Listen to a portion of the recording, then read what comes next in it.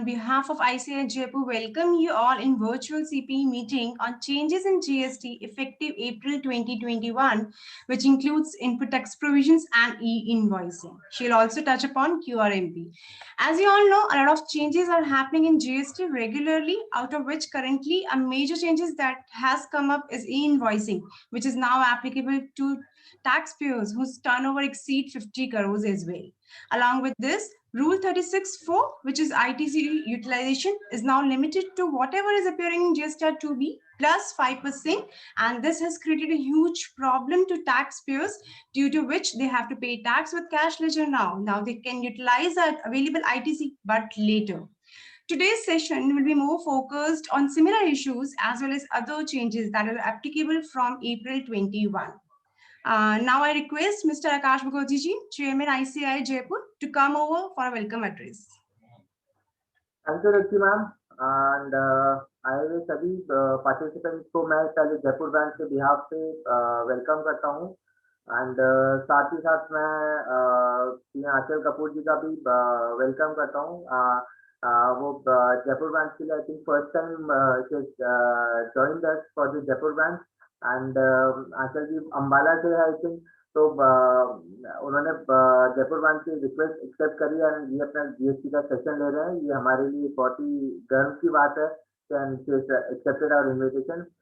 साथ ही आज मैं बताऊं जीएसटी में जैसे जैसे चेंजेस आ रहे हैं, आई थिंक आज मोर देन 3 years हो चुके हैं जीएसटी को एंड स्टिल हमको जीएसटी नया लगता है. Every month or not say month, every fortnight there is some notification and notification की ऐसी जो major changes है, so that keeps on अपन को motivate करता है कि अपन as a chartered accountant उसको हर नई updates को अपन लें and जयपुर ब्रांच उसी कड़ी में आगे चलते हुए पूरी कोशिश करती है कि जैसे भी कोई भी फ्रिक्वेंट चेंजेस आते हैं तो जयपुर ब्रांच एक सेमिनार या थ्रू ईदर वीसीएम और थ्रू फिजिकल एक करे and to update all the members who are there with Jaipur branch. And one more thing, Jaipur branch 19th of March को एक बैंक ऑडिट सेमिनार भी ऑर्गेनाइज करा रही है, that is on physical mode. And so I request everyone to please join that seminar, क्योंकि ये अब आगे आने वाला जो अप्रैल मंथ है वो बैंक ऑडिट में ही लगेगा. I think most of the chartered accountants will be busy in that. And since अपना अभी न्यू एलएसआर जो फॉर्मेट आया है, तो हमारा भी फोकस ये है कि हम अपने मेंबर्स को कैसे उस पर भी अपडेट करें. तो 19th of March को जयपुर ब्रांच एक सेमिनार ऑर्गेनाइज करा रही है and that is on physical mode. So I request all the members to join that also. And now I'll hand over to Ruchi. Thank you.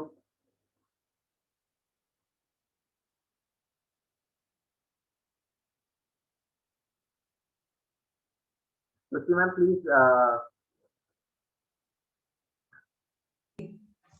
Thank you, Akash ji. Our speaker for today's session is CA Anchal Kapoor ji. Anchal ji is in practice for past 10 plus years in the field of indirect taxes.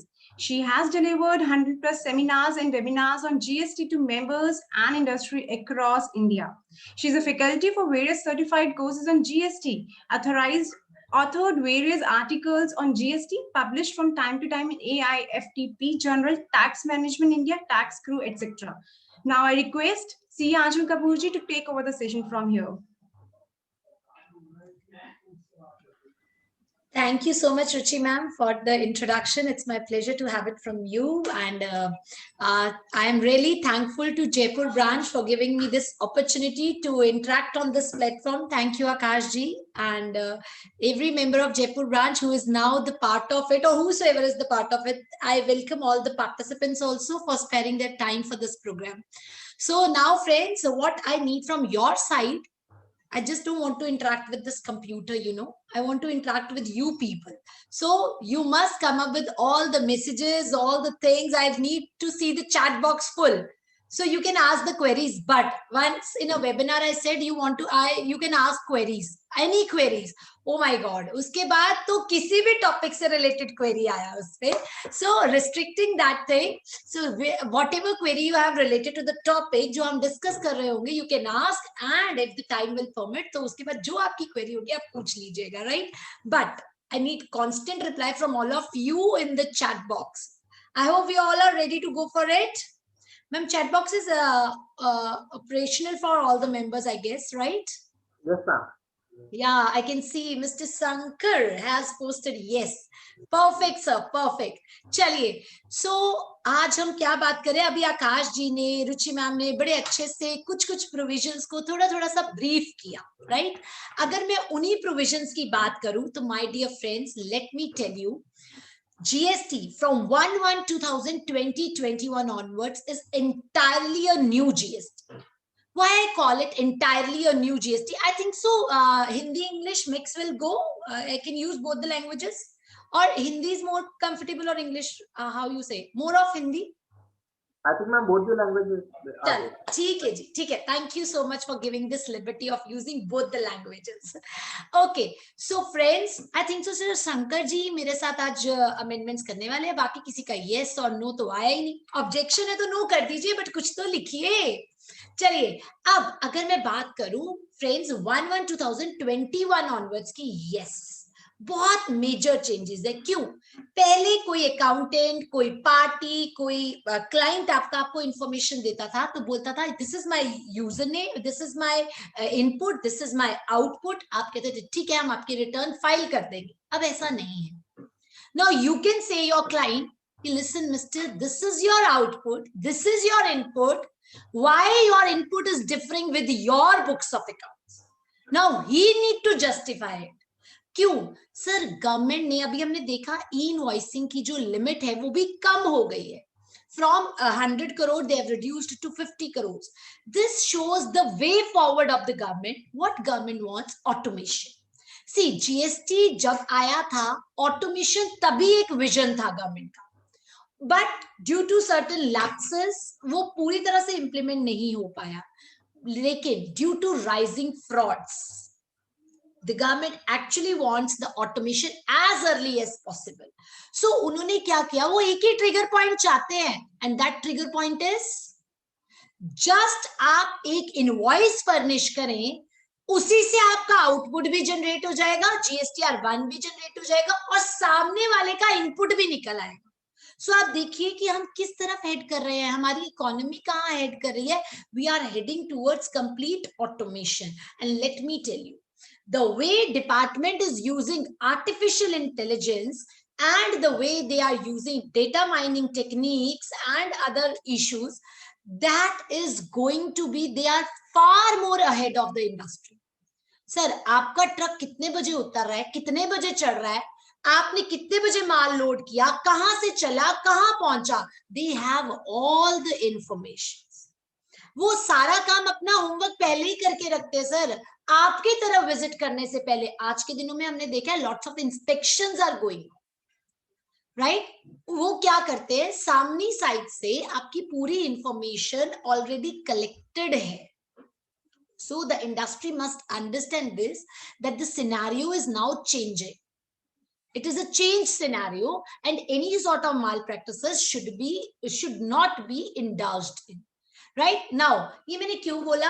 अगर आपको याद होगा, जो हमारे honourable finance minister है निर्मला सीतारमन जी, उन्होंने भी अपनी बजट स्पीच में जीएसटी को लेकर एक ही बात बोली थी, and that was I want to curtail the fake invoice practices. And sir जितने गवर्नमेंट के जो रिफॉर्म्स हैं, जो चेंजेस हैं, those all are somewhere aiming towards stopping these malpractices. Right चलिए, तो इसी के साथ I just share the screen also. Right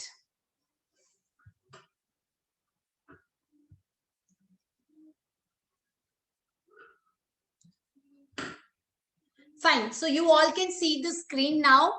sir हम सब कुछ कवर करेंगे, ई इनवॉइसिंग भी एंड 86B भी. सबसे पहले हम एक ऐसे चेंज से स्टार्ट कर रहे हैं which is a step towards ease of doing business.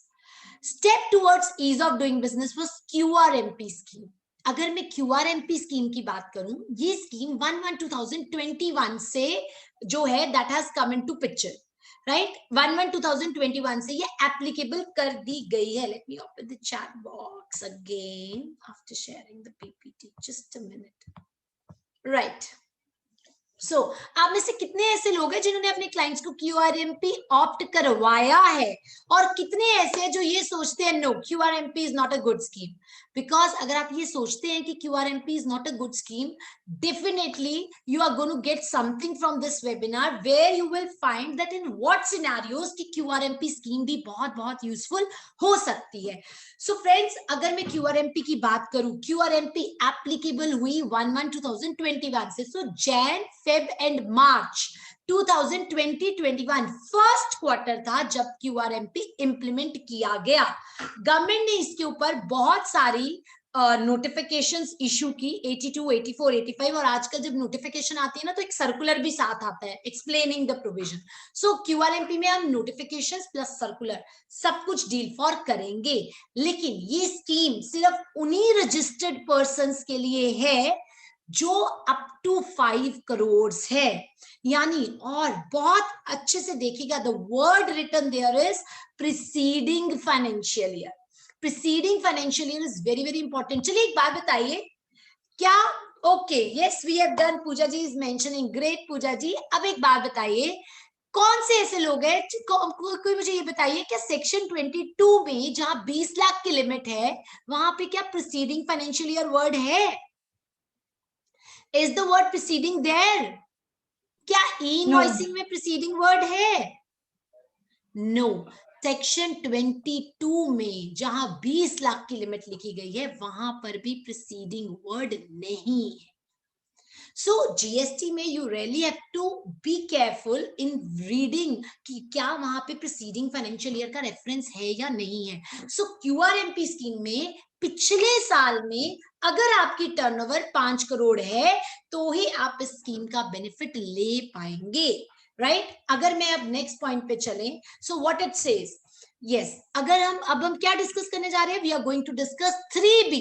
तो जब हम 3B डिस्कस कर रहे हैं, सो रूल्स कौन से एप्लीकेबल है? 59 डील्स विद योर आउटवर्ड यानी GSTR 1, 59 and 60 deals with your GSTR 2, 2A, 2B, and 61 to 67 जो रूल्स है वो डील करते हैं रिटर्न्स के साथ.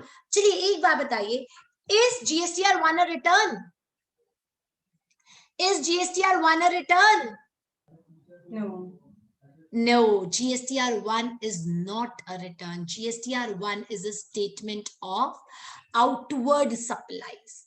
Is GSTR 3B a return?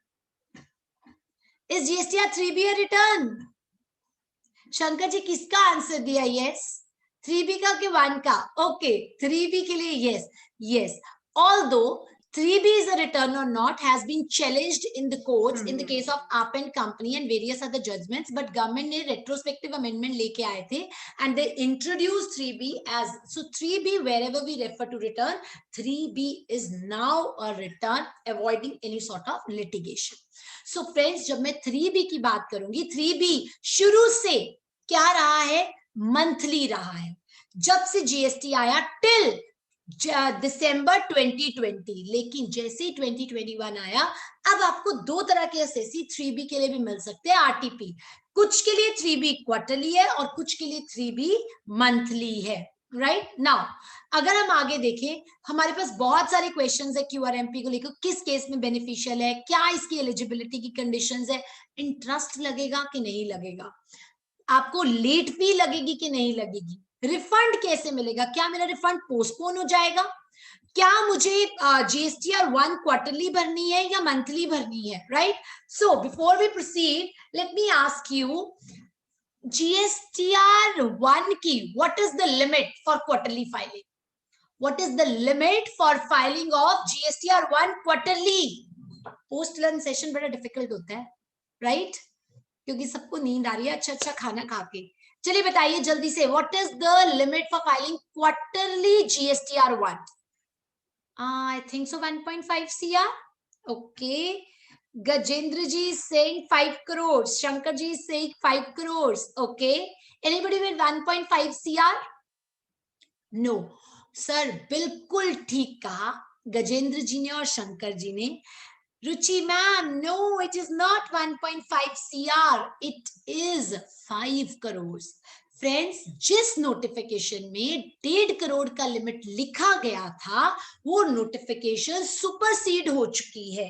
क्योंकि वो नोटिफिकेशन सुपरसीड हो चुकी है, अब कोई 1.5 करोड़ की लिमिट जीएसटीआर 1 के लिए एग्जिस्ट नहीं करती है।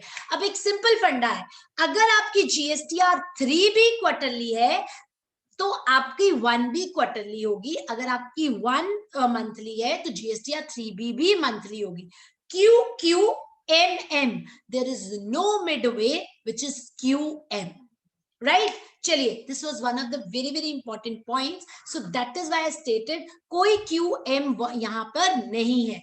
फ्रेंड्स, सबसे पहले रूल 61 जो कि किससे रिलेट करता था, 3B से रिलेट करता था। 3B में सबसे पहला चेंज क्या आया, उन्होंने बोला अब 3BB जिनकी एग्रीगेट टर्नओवर 5 CR तक है उनके लिए क्वार्टरली हो जाएगी। यानी अब 3B में भी हम मंथली और क्वार्टरली दो तरह की फाइलिंग्स देखेंगे। मंथली फाइलिंग के लिए डेट बिल्कुल सेम है, 20th of the succeeding month. तो क्या इसमें हमें स्टेट देखनी है? जी नहीं। Whosoever goes for monthly filing, अब एक बात बताइए, जो पर्सन 5 करोड़ से नीचे है बट मंथली फाइलिंग के लिए ऑप्ट करेगा, उसकी ड्यू डेट क्या होगी? एज पर द 22nd और 24 डिपेंडिंग अपॉन द स्टेट, और 20th, it will be 20th only. So जो भी मंथली में जाएगा उसके लिए due date is 20th। Normal जैसे 3B से पे करते थे वैसे ही पे करना है, but in case of quarterly filing आपको 25th ऑफ नेक्स्ट मंथ, यानी जनवरी का चलान 25 फेब को, फेब का चलान 25 मार्च को, और मार्च का चलान 25 अप्रैल को, right? No, only first 2 months चलान जाएगा, फेब में और मार्च में। On 20th April, your GSTR 3B will be filed, right? So first 2 months आप चलान डिपॉजिट कराएंगे GST PMT 06 on 25th of the next month, and after that, as per the states, आप अपनी quarterly GSTR 3B भरेंगे on 22nd और 24th of the succeeding quarter. Sir, क्या है, government ने इसमें एक लूप क्रिएट किया है 3 months का, 3 महीने का एक लूप क्रिएटेड है, month 1, month 2 एंड month 3। ये जो 3 months का लूप क्रिएट किया है, गवर्नमेंट क्या कहती है, आप किसी पार्टी से सेटलमेंट कैसे करते हैं भाई, ऑन अकाउंट पेमेंट कर दीजिए।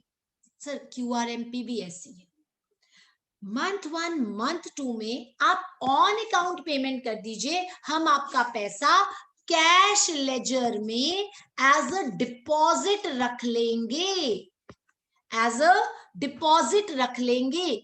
जैसे ही आपका ये मंथ फिनिश होगा, जैसे ही क्वार्टर फिनिश होगा, मंथ 3, देन हम फाइनल सेटलमेंट पे जाएंगे।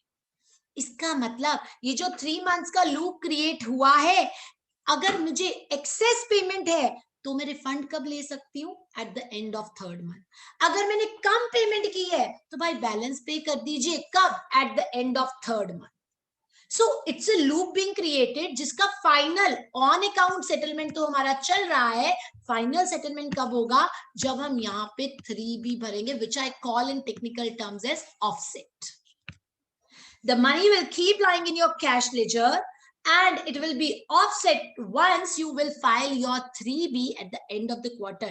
Any refund claims that will be arising, that will be filed at the end of 3 months. Right? चलिए, तो यही पॉइंट थे at the end of the quarter, and 3B also is an offset mechanism to be used at the end of the quarter. On account payment करते रहिए। Sir, government ने भी वहां पे वर्ड यूज किया deposit, not tax. Your money is lying in the cash ledger as a deposit. चलिए, moving ahead. अब हम सोचते हैं, अब मुझे रुचि मैम बोलते हैं क्या एग्रीगेट टर्नओवर हर बार कैलकुलेट करनी पड़ेगी? रुचि मैम, आपके लिए उन्होंने ईज की है, आप एग्रीगेट टर्नओवर आपको अपनी स्क्रीन पे ही जो है वो विजिबल होती है, here it is, right? But now let me discuss an issue with you. Let's suppose आपके पास एक पर्सन आते हैं, his name is Mr. Client, Mr. C, right? Sir, Mr. C की 3 branches है, okay? One is in Punjab, another is in Jaipur, and third is in Delhi. Punjab, Jaipur and Delhi. Now tell me, his turnover is 1 crore in Punjab, 3 crores in Jaipur and 2 crores in Delhi.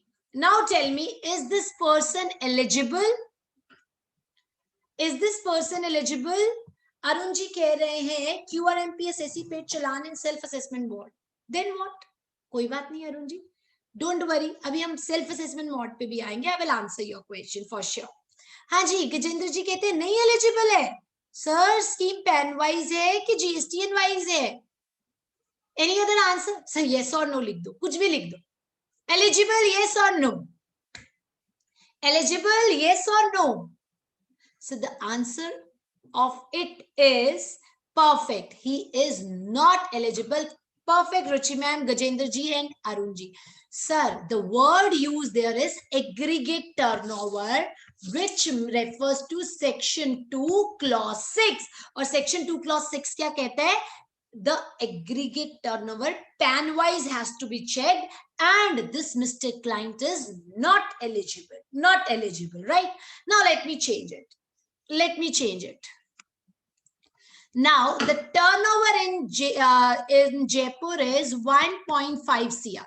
Now tell me, eligible yes or no? Eligible yes or no? Okay, so you are saying now he is eligible because his aggregate turnover is below 5 CR. Now this person says कि Gajendra ji, I just want to go for QRMP scheme in Jaipur. Gajendra जी से ज्यादा प्यार था, सही से QRMP तो सिर्फ जयपुर में लूंगा, बाकी नहीं लूंगा. Is it possible? Is it possible? हाँ जी, is it possible? The scheme is span wise or absolutely? Shankar ji, Gajendra ji, Arun ji, perfectly right. Yes, it is possible. Sir, the eligibility of the scheme is to be checked is to be checked pan wise, but the once you become eligible, क्योंकि इसमें turnover कितना हो गया था? Turnover था 4.5 CR. Below 5 crore, the person is eligible. Once you become eligible, then the scheme is available GSTN wise. GSTN wise, right? Okay. It is unlikely as to composition scheme. Sir, composition में क्या था? एक के लिए अगर गए तो cross band जाना पड़ेगा, लेकिन QRMP स्कीम ऐसी नहीं है. अगर आपका क्लाइंट चाहता है तो वो सिर्फ जयपुर के लिए QRMP स्कीम में जा सकता है. Now, what is the manner of furnishing? अभी हमने देखा रूल 61 में चेंज था. Now I talk about new rule that has been inserted is rule 61A. जो पर्सन अपनी रिटर्न क्वार्टरली फाइल करना चाहता है, वेरी वेरी सिंपल फ्रेंड्स, अगर नॉर्मल 2 महीने पहले विंडो खुलेगी क्वार्टर शुरू होने से और 1 महीना बाद बंद हो जाएगी. क्या मतलब? Jan 2022 से मार्च 2022 की विंडो कब खुलेगी? 2 months बिफोर, यानी 1 नवंबर 2021. और बंद कब हो जाएगी? 31 जनवरी 2022. और अब कौन सा क्वार्टर आना है? अप्रैल 21. सो अप्रैल 21 की विंडो 1 Feb 2021 से ओपन होगी एंड 1 महीना बाद तक चलेगी, यानी 30th अप्रैल तक. सो I should say 2 months preceding the quarter and 1 month after that quarter the window will remain open to change the option. Either you want to come in or you want to go out. So यही अभी हमने practical example discuss किया. And my dear friends, GST में quarters fixed है.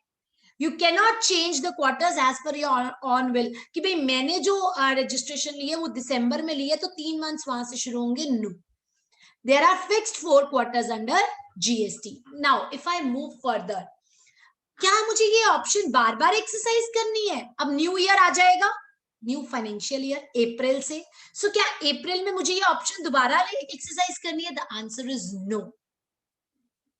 Options once exercised will continue. अब आप बताइए, आप बाहर कब आएंगे? आप बाहर कब आएंगे? सर, जब आप इनएलिजिबल हो जाएंगे.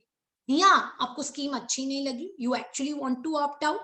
सो दो ही सिचुएशंस में बाहर आओगे, या तो आप इनएलिजिबल हो गए, इनएलिजिबल मतलब 5 करोड़ से एक्सीड कर गए, राइट, या फिर आप अपनी मर्जी से ऑप्ट आउट करना चाहते हैं तो आप बाहर आ जाएंगे।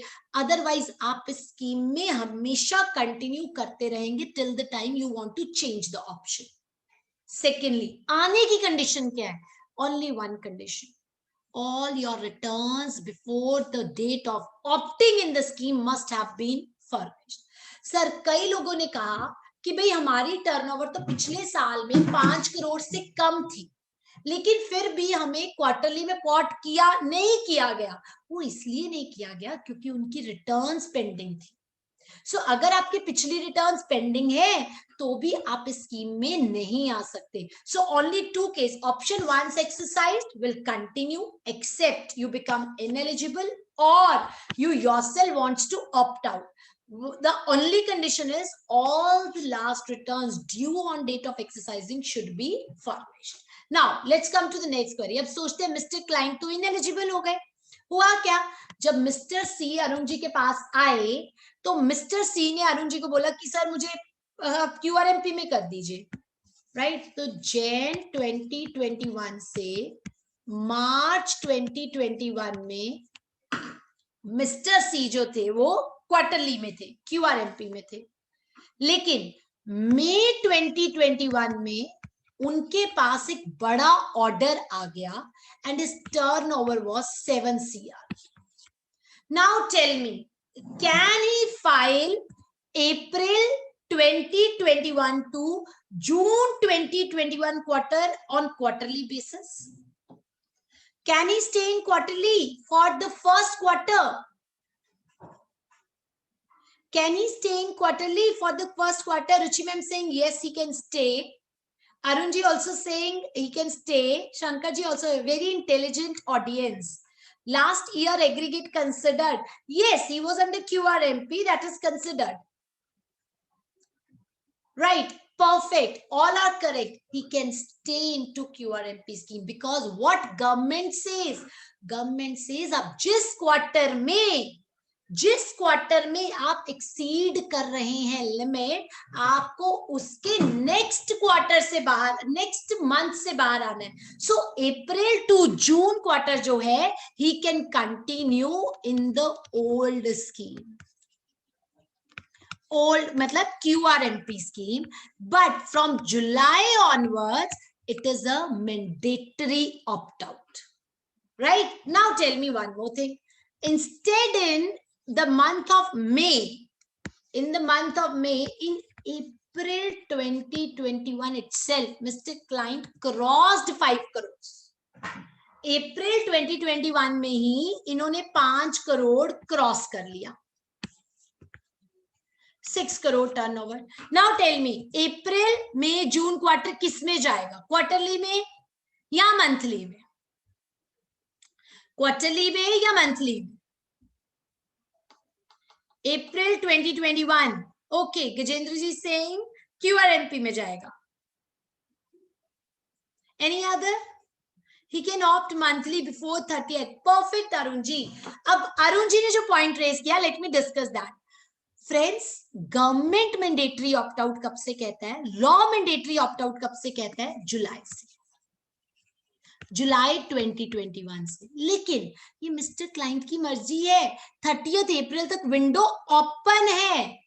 अगर वो ऑप्ट आउट करना चाहता है तो कर सकता है, अदरवाइज मैंडेटरी ऑप्ट आउट कब से होगा? जुलाई से। सो अगर मैं सिंपल वर्ड्स में बोलूं, in case the person crosses the threshold limit, he must come out of the QRMP scheme, must come out of the QRMP scheme and shift to monthly basis from the first month of the quarter succeeding the quarter in which aggregate, छोड़ दें, जिस quarter में exceed किया उसके succeeding month से, यानी अप्रैल में जून में कभी भी क्रॉस किया तो जुलाई से भाई साहब बाहर आना पड़ेगा और मैंडेटरी आपको जो रिटर्न है वो मंथली सिस्टम में भरनी पड़ेगी। Right, now if we move ahead, QRMP scheme जो है, इज इट जो पर्सन्स, अगर एक बार आप इस ऑप्शन में आ गए तो आपको फिर उस क्वार्टर में बने रहना पड़ेगा.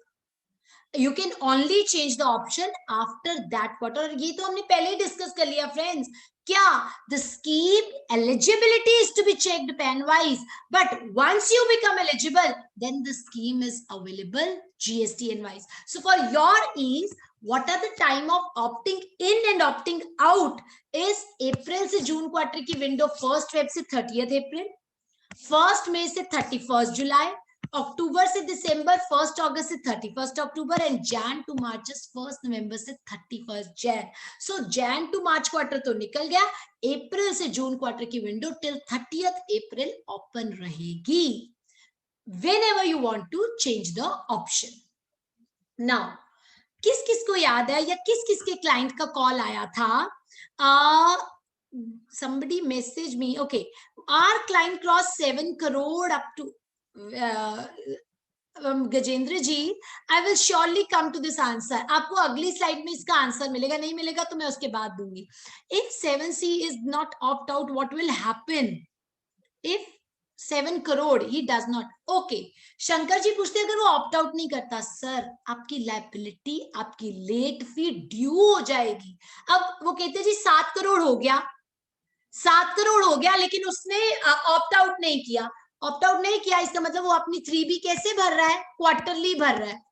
उसकी तो मंथली हो चुकी है. आपको लेट फी लगेगी, इंटरेस्ट लगेगा, आपको ऑल द रेप्रिकॉशंस जो है वो उसके अराइज हो जाएंगे. Right sir? चलिए, now if I move forward, आप में से कौन कौन से ऐसे लोग हैं जिसके क्लाइंट ने फोन करके बोला था, सर आपने कौन सा डिफॉल्ट किया मेरे रिटर्न्स में? I have got a message कि you have defaulted in your returns. Remember ji, sir government कहना क्या चाहती थी? By default you are taken to no one. Gajendra ji मुझे तो बहुत आए थे. इट वॉज, ये मैसेज क्यों आया था? गवर्नमेंट एक्चुअली मैसेज क्या करना चाहती थी? By default you are taken to QRMP scheme, but the message was poorly worded and it was written you have defaulted. You are defaulted by this scheme, so that is why it created a confusion. अब वो था क्या? अब एक बात बताइए, government wanted actually people to come for this scheme. They wanted, क्योंकि scheme लेके आए थे तो चाहते थे आप आए. So what happened? आप एक बात बताइए, 1.5 करोड़ की लिमिट अब एग्जिस्ट नहीं करती है फॉर GSTR1, लेकिन 31 दिसंबर तक एग्जिस्ट करती थी 1.5 CR की limit for GSTR1. So government ने कहा अगर आप 1.5 CR तक थे टर्नओवर में, एग्रीगेट टर्नओवर 1.5 CR तक था और आप अपनी रिटर्न क्वार्टरली भरते थे, तो now you tell me, government आपको बाय डिफॉल्ट कहां लेके जाएगी? बाय डिफॉल्ट कहां लेके जाएगी? QRMP में. क्यों? आप पहले भी 1.5 करोड़ में थे, आप अब भी तब भी क्वार्टरली भरते थे, तो गवर्नमेंट एज्यूम करते हैं आप क्वार्टरली का बेनिफिट लेना चाहोगे. परफेक्ट शंकर जी. नाउ अगर मैं ये कहूं आप पहले 1.5 CR के बिलो थे, राइट, बट आप अपनी मंथली रिटर्न भरते थे, तो मुझे बताइए आप गवर्नमेंट आपको बाय डिफॉल्ट कहां लेके जाएगी? बाय डिफॉल्ट मंथली में. क्यों? वो कहते जी आपने पहले भी कभी बेनिफिट नहीं लिया. परफेक्ट गजेंद्र जी, तो आप अब क्या लोगे? By default monthly. Now the question comes for those RTPs who are above 1.5 CR but are below 5 crores. इनको गवर्नमेंट बाय डिफॉल्ट कहां लेके जाएगी? Yes, क्वार्टरली में लेके जाएगी. Government wanted these people to come into the quarterly scheme. So यही तो था by default transition phase. And friends, ये ट्रांजिशन फेज क्यों था? अभी मैंने आपको बोला कि वैसे जो विंडो होती है जैन टू मार्च की, वो कब ओपन हो जाती है? 1 नवंबर को. 1 नवंबर को. लेकिन इस बार ये स्कीम कौन सी डेट को आई थी? मैंने स्टार्टिंग में नोटिफिकेशन डेट बताई थी. कब आई थी ये scheme? Quickly, not to check the notification now, it was 10th November. तो फ्रेंड्स, जब स्कीम ही अनाउंस 10 नवंबर को हुई थी, तो 1 नवंबर से विंडो कैसे खुल जाती? So that is why first time due to the transition phase, the window was opened on 5th of December. 5 दिसंबर को ये विंडो ओपन हुई थी और ये 31 तक रही थी, 31 जनवरी तक, और बाय डिफॉल्ट ये आपके ऑप्शंस थे। कॉमन पोर्टल पे आप इसको सिलेक्ट कर सकते थे, opt in for quarterly return, या अभी भी कर सकते हैं क्वार्टरली और मंथली। और जिस किसी ने भी कहा था 1.5 की turnover, no, you check on the screen also. अगर आप क्वार्टरली में जाते हैं तो GSTR 1 भी क्वार्टरली है और GSTR 3 भी क्वार्टरली है। Q is the only system. अगर आप एग्रीगेट टर्नओवर 1.5 CR तक है या aggregate turnover up to 5 CR तक है, 1.5 to 5 CR तक, वो आपको बाय डिफॉल्ट क्वार्टरली में लेके जाएगा और दोनों रिटर्न्स क्वार्टरली होंगी। चलिए अब थोड़ी सी केस स्टडी कर लेते हैं and let me see few answers from all of you, right. चलिए फ्रेंड्स, अब ये जो आपके क्लाइंट हैं वो जब आपके पास आए, फाइनेंशियल ईयर 1920 में टर्नओवर था 4 CR, याद रखना वहां प्रीसीडिंग वर्ड था, राइट, 4 CR। जब नवंबर में आपके पास आए टर्नओवर था 3.5 CR। Now tell me, eligible yes और नो? एलिजिबल यस और नो? का मैसेज बॉक्स शिफ्ट कर गया, let a minute. Okay, so you all are saying yes, eligible. Okay, अच्छा बाय डिफॉल्ट कहां जाएगा, क्वार्टरली या monthly? Quarterly. Perfect, Arun ji, Shankar ji, Ruchi ji, all are right. Yes, it will, it is eligible and deemed भी कहां जाएगा, quarterly. Let's discuss the second case study. 1920 में turnover was 4 CR, preceding year में turnover 4 CR है। जब आपके पास नवंबर में ये पर्सन आया, इस turnover was 6.5 CR। Now tell me whether he is eligible, yes or no? Whether eligible, yes or no? No, yes, no. Sir, एक answer, yes, no. Ruchi ji saying yes, Shankar ji saying no. Any other? Let's see the majority wins or not. Sir, यही आपकी अभी किसी की query भी थी, I think so Gajendra ji asked this. The answer is not eligible. Madam आपने तो बोला था प्रीसीडिंग ईयर वर्ड है, वो तो मैंने जानबूझ के बोला था, जानबूझ के मतलब गलत नहीं बोला था, प्रीसीडिंग वर्ड वहां है, लेकिन मैंने ये भी बोला था कि जैसे ही आप ये स्कीम किन लोगों के लिए है जो अप टू 5 CR है, जैसे ही आप 5 CR क्रॉस करोगे, आप ही ने तो बोला था इनएलिजिबल हो जाते हो व्हेन यू क्रॉस 5 CR। आपको अगले क्वार्टर से तो बाहर निकलने, अगले क्वार्टर से बाहर निकलने तो जाएंगे कहां, the person is not eligible, not eligible. Perfect, Ruchi ma'am, I hope you got that, right? So the person is not eligible. क्यों? It means हमें twin condition check करनी है, क्योंकि वहां पे preceding word है, पुराना भी लेना है और करंट का पीरियड भी कंसिडर करना है, राइट। चलिए अब नेक्स्ट एग्जांपल आप आराम से कर लेंगे। Now if I move ahead, अब जब क्लाइंट आपके पास आया, लास्ट ईयर में टर्नओवर था 6 CR, करंट ईयर में टर्नओवर 2 CR, सर छोटा सा सी है, 2 करोड़ का टर्नओवर है। अब बताइए एलिजिबल यस और नो? एलिजिबल यस और no? Anybody with yes, anybody with no? Perfect, Shankar ji and Arun ji, he is not eligible because I already mentioned twin conditions. So not eligible क्योंकि पिछले साल में turnover 6 crore था। Next example, अगर हमारा financial year 1920 में turnover 4 CR है, 2021 में 4.5 है, और अरुण जी ले गए इसको QRMP में, बोलते भाई तू QRMP में भर दो। नाउ मई में टर्नओवर 7 करोड़ हुआ, तो कब तक एलिजिबल रहेगा? First quarter of 21-22, first quarter of 21-22 तक एलिजिबल रहेगा and thereafter mandatory opt out, right? I hope we are clear about the concept. Now who are the persons not eligible for QRMP scheme? You think yourself, sir, जो लोग composition में है दे are not eligible, उनके अपने forms है, अपनी सारी चीजें, they are not eligible for QRMP, उनको ऑलरेडी क्वार्टरली है। ISDs are not eligible, non-resident taxable persons are not eligible, government departments and the person who crosses the turnover of 5 CR is not eligible. Now let me ask you a question. Let me go back a bit. Let me go back a bit. Now tell me, What about the casual taxable person? Is he eligible? Yes or no? Is he eligible? Yes or no? Who do not file return within due date? Yes, Ruchi ma'am, that was a condition attached to it.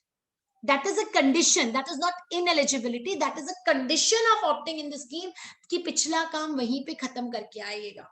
अच्छा, गजेंद्र जी Singh no कि इसके casual taxable person eligible नहीं है.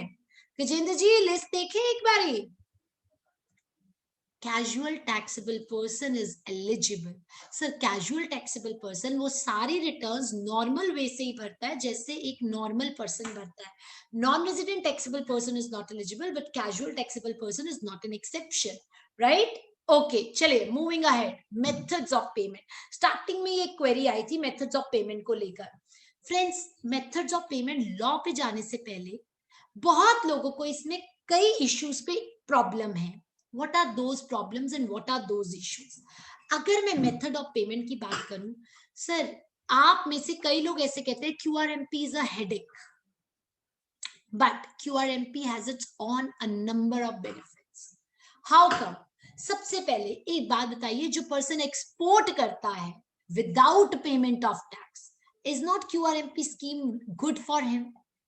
Is not it good for you? Sir tax payment उसने कोई करनी नहीं है, हर महीने चालान आपने उसका कोई भरना नहीं है, सामने वाले को क्रेडिट दिलवाना नहीं है, IFF का चक्कर नहीं है, तो why the scheme is not beneficial? Does not it save your time and takes the 12 returns to 4 returns? 12 return भरने की बजाय सिर्फ 4 रिटर्न्स भरनी पड़ेगी. Exporters, then B2C sale, retail sellers, सामने वाले को क्रेडिट दिलवाना नहीं है, मंथ का एक चालान. कहीं आपको वैट रिजीम याद नहीं आता या सर्विस टैक्स रिजीम नहीं याद आता, आप सिर्फ टैक्स भर दीजिए, रिटर्न 3 महीने बाद या 6 मंथली भरिए. For the retailers it is beneficial. And I ask you, अभी जब मैं आपको मेथड्स ऑफ पेमेंट बताऊंगी देन हम डिस्कस करेंगे कि कहां आपको ये टाइम सेविंग है, ईज ऑफ डूइंग बिजनेस है. सर अगर मैं मेथड ऑफ पेमेंट की बात करूं, आप मुझे बताइए, आप किसी को क्या कहेंगे टैक्स कैसे भरो? भाई साहब एक्चुअल बेसिस पे भर दो, जो है वो भर दो. अब बोलते हो अगर एक्चुअली भरना था तो कैलकुलेशन तो मुझे सारी करनी पड़ेगी, बट स्टिल सर एक्चुअल में वो, अब आपको पता है 2B इज इन पिक्चर. आपको हर महीने 2B मैच करना है अपने एक्चुअल को मिलाने के लिए. अगर मैंने एक्चुअल पे ही रहना था तो क्या जरूरत थी मुझे आने की QRMP स्कीम में? गवर्नमेंट कहते कोई बात नहीं, एक्चुअल नहीं भरना, एस्टिमेटेड भर दो. अब गवर्नमेंट एस्टिमेट कैसे करेगी? आप एस्टिमेट कैसे करते हो जब आप कोई ऑडिट करते हो? But taking past year as base, comparison. So likewise the government said ऐसा है, जितना पिछली बारी भरा है उतना भर दीजिए. क्या? कैश लेजर में. गवर्नमेंट अज्यूम करती है आपका आउटपुट भी सेम है, आपका इनपुट भी सेम. भाई जितना पिछली बार भरा था उतना भर दो. अच्छा, अब पिछली बारी जो भरा था वो 2 तरह से हो सकता है. जैन टू मार्च क्वार्टर के लिए तो पिछला हमेशा दिसंबर ही होगा, मंथली, हमेशा मंथली है. क्यों? इससे पहले क्वार्टरली स्कीम ही नहीं थी. लेकिन जैसे जैन टू मार्च 2021 निकलेगा, किसी का बेस मंथली हो सकता है और किसी का क्वार्टरली. जिन लोगों ने क्वार्टरली में ऑप्ट कर लिया उनके लिए बेस क्वार्टरली हो गया, जिन्होंने ऑप्ट नहीं किया उनके लिए मंथली रह गया. तो गवर्नमेंट कहती है ठीक है, जितना पिछली बार भरा था. अब ये तो कहता है ठीक है जी, मैंने दिसंबर में भरा था 1 लाख, तो मैं 1 लाख भर देता हूं, यानी 100%.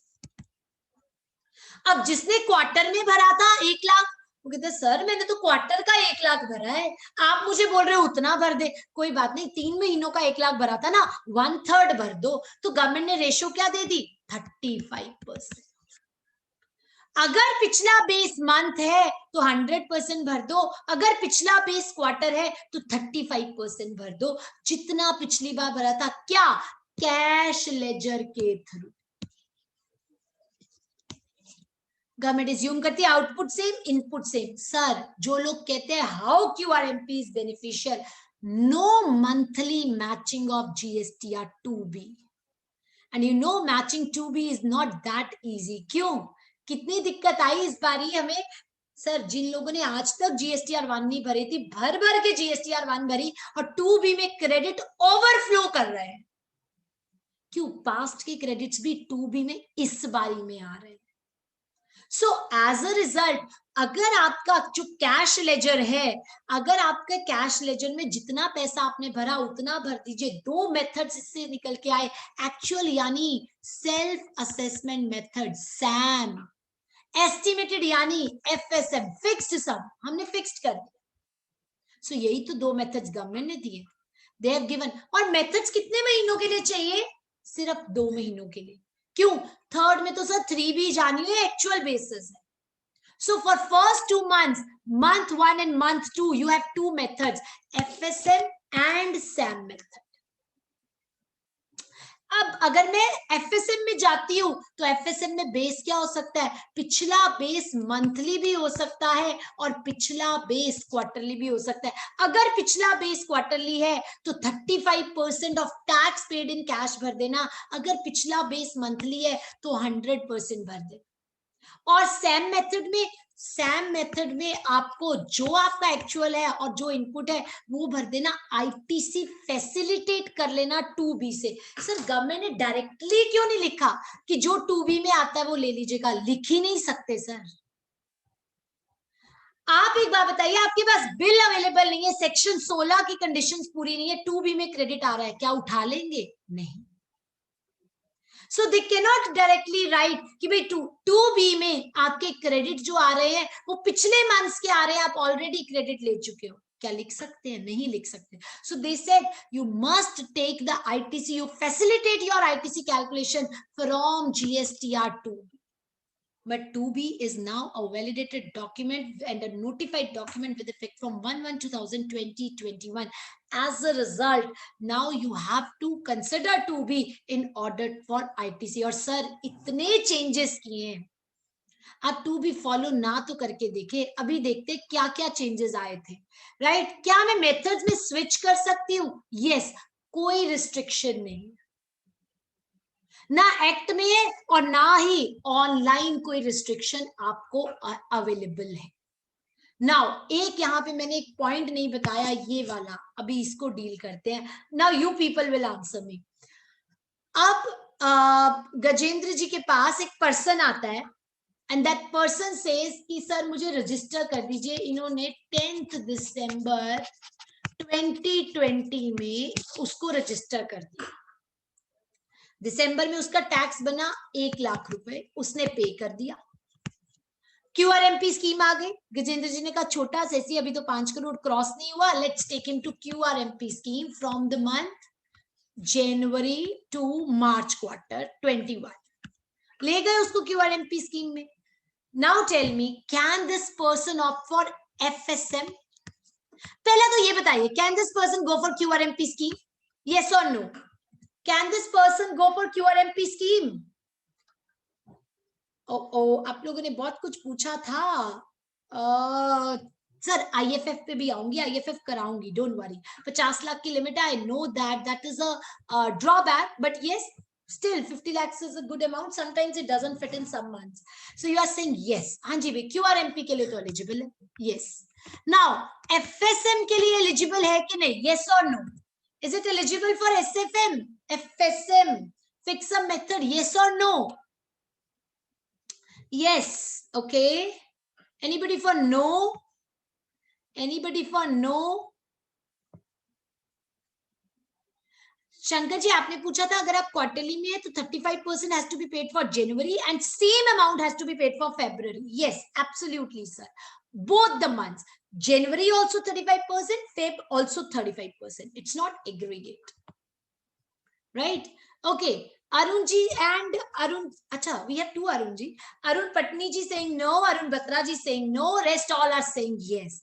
The answer is no. Why no? Sir एक बात बताइए, दिसंबर में कितने दिन का टैक्स भरा उसने? 21 डेज का। क्या ये एक फिट बेस है चैन का टैक्स कैलकुलेट करने के लिए? जनवरी में कितने दिन होते हैं?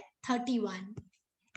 आप 31 डेज के लिए कह रहे हैं भाई पिछला बेस उठा लीजिए। नो, अब मैं लॉ बताऊं, लॉ कहता है अगर आप पिछले पूरे मंथ में या पिछले पूरे क्वार्टर के लिए रजिस्टर्ड नहीं थे तो आप एफएसएम में नहीं आ सकते। Very very logical. पर ये प्रॉब्लम कब आएगी? सिर्फ और सिर्फ न्यू रजिस्ट्रेशन के केस में। सो अगर आपने न्यू रजिस्ट्रेशन कराई तो आप क्यूआरएमपी में आ सकते हो, as you all rightly mention, but you cannot come into FSM scheme. Person ने जो रजिस्ट्रेशन कराई, अगर वो फर्स्ट डे, क्यों लॉजिकल है ना, पूरा मंथ रजिस्टर्ड ही नहीं थे तो मैं पास्ट को बेस कैसे ले लूं? उस मंथ में आपको एक्चुअल बेसिस ही चलना पड़ेगा, right? I hope I am clear about it. I have put the example also. Now tell me one more thing. Person Jain में आया, क्यूआरएमपी में था, फेब में काम बंद कर दिया, registration cancelled, registration cancelled. Now tell me, is he liable to file March 3B? Registration cancelled है फेब में. The answer is yes.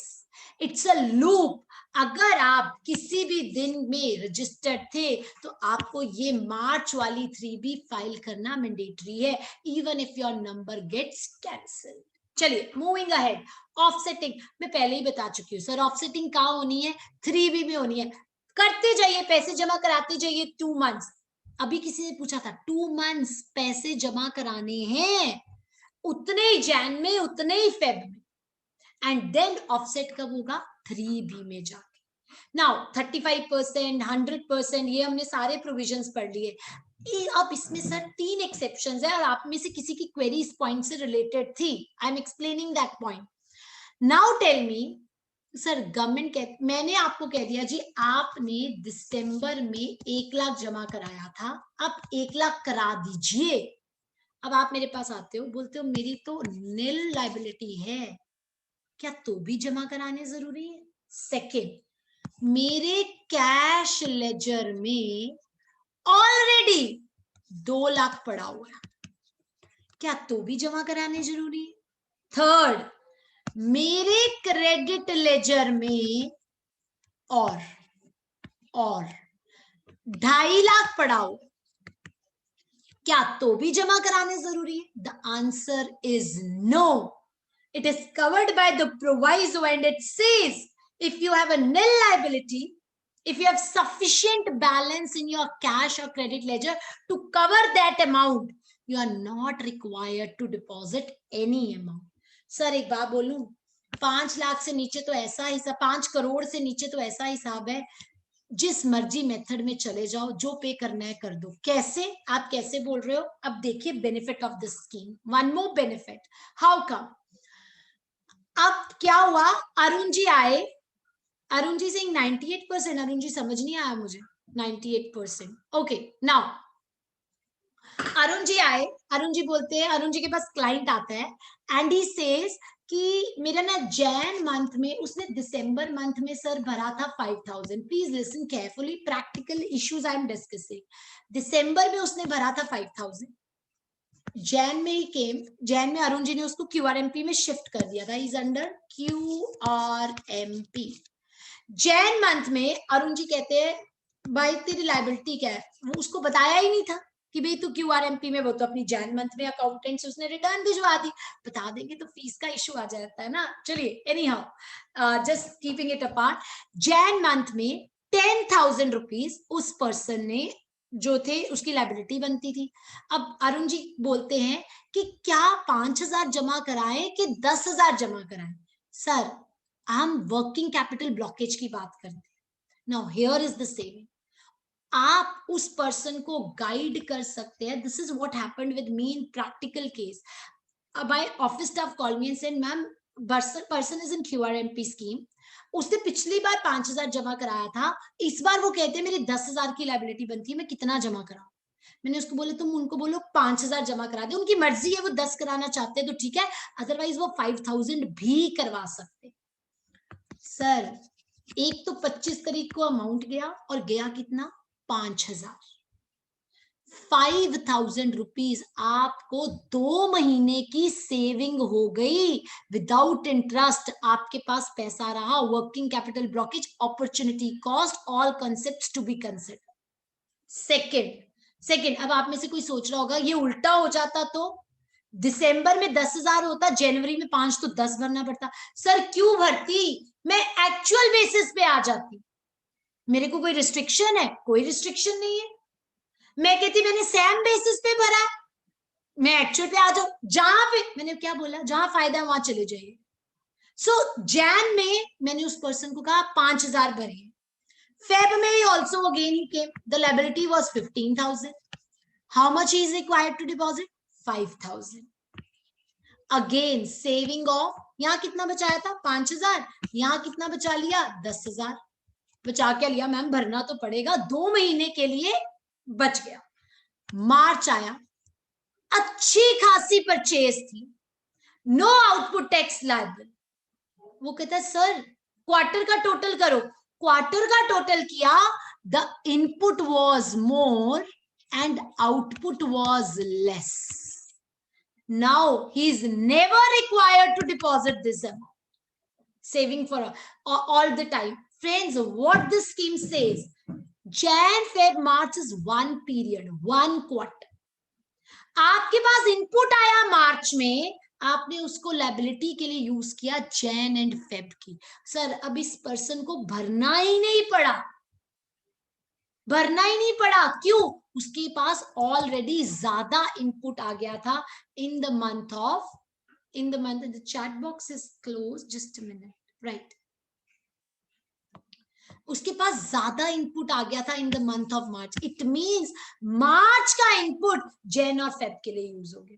Sir ज्यादा आ जाए तो सेम मेथड, अगर कम हो तो you can stay in FSM method. Restriction कहाँ है? There is no restriction. So ultimately this is what the proviso also says, 35% भरना है या 100% भरना है। 3 केसेस में आपको कुछ भी भरने की जरूरत नहीं है। अगर आपके पास सफिशिएंट बैलेंस कैश लेजर में है, सफिशिएंट बैलेंस क्रेडिट लेजर में है, या फिर नील टैक्स लायबिलिटी है। फेब में क्या करोगे? जैन और मंथ का टोटल करके देखोगे। जैन में 1 लाख भरना था, मार्च में फेब में 1 लाख भरना था, मेरे पास टोटल 2.5 लाख अवेलेबल है। ओके डन, आपको कुछ भी भरने की जरूरत नहीं है, although you are under FSM method, right? चलिए मूविंग अहेड। सर भरना कैसे है, हेडवाइज के total? Of course, headwise. So we have to make the challan monthly payment for quarterly taxpayer. FSM method or SEM method, it has to be deposit on headwise basis. पिछली बारी जो head था 35% या पिछली बारी जो month अगर base था तो मंथली बेसिस पे हेडवाइज डिपॉजिट करवाना है। This is only for your understanding. Sir 31/12 तक टर्नओवर की लिमिट 1.5 करोड़ थी, कंसिडर होती थी। 1 और 1.5 करोड़ से ऊपर दोनों मंथली थे। एमएम 1.5 करोड़ तक आपकी ऑप्शन थी, एमएम भी जा सकते थे और क्यूएम भी जा सकते थे। But after 1/1/2021 there is no limit of 1.5 CR, it is 5 CR only. And you see the structures are MM. 5 crore से ऊपर तो मंथली ही भरनी है, 5 करोड़ से नीचे वाले के पास ऑप्शन है या तो वो दोनों मंथली भर दे या दोनों क्वार्टरली भर दे। सो कोई क्यूएम का ऑप्शन अब अवेलेबल नहीं है, राइट? अच्छा आप एक बात बताइए, पर्सन कहते हैं जी आपने मुझे बोला हेडवाइज भरना है, मैंने हेडवाइज तो आईजीएसटी जमा करा दिया, जबकि मेरा तो सी और एस बनता था, तो क्या करें? अगर आप, क्या ऑप्शन है आपके पास? क्या ऑप्शन है friends? Yes it is PMT 09। अगर आपने गलत हेड जमा करा दिया तो आप उसको शिफ्ट कर सकते हैं by using the option PMT 09। PMT 09। चलिए मूविंग अहेड। अब interest, another benefit of the scheme. Friends एक बात बताइए, अगर आप एक पर्सन की रिटर्न क्वार्टरली मंथली भर रहे हैं, आप मंथली भरते रहिए, आप उसका 2B मैचिंग भी कर रहे हैं, मंथली भर रहे हैं, और अगर आप उसको QRMP में ले आते हैं, लाने के बाद भी आप उसकी एक्चुअल भी भर दोगे तो it will not impact, rather अगर वो कहीं लेट है। चलिए एक बात बताइए, क्या लेट फी लगती है QRMP स्कीम में? यस और no? Is there late fee under QRMP scheme?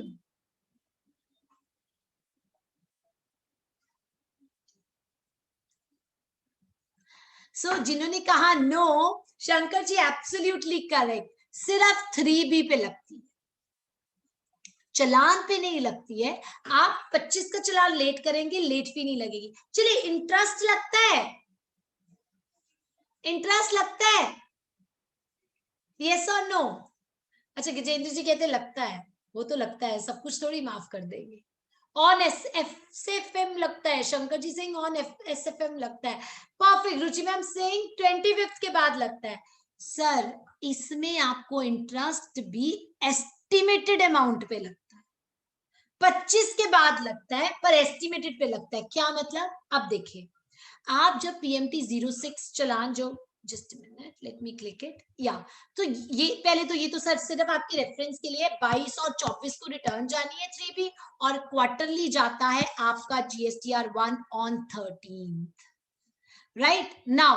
अब अगर मैं बात करूं इंटरेस्ट एप्लीकेबिलिटी की, तो एक बात बताइए, आपकी लाइबिलिटी थी 35 रुपीज जो आपने दिसंबर में पे की, जनवरी में आपकी लाइबिलिटी थी 42 rupees. Now tell me interest कितने पे लगेगा? मैंने ये चलान 28 ऑफ फेब को पे किया। नाउ टेल मी आपको कितने पर इंटरेस्ट लगेगा and for how many days? If paid after 25th, 7. Okay, 7. Oh, Ruchi ma'am, think again. 3 days, okay. On 42, Shankar ji saying 42 पे लगेगा, for 3 days लगेगा, okay. Anything? No, not correct. 35 rupees पे लगेगा for 3 days.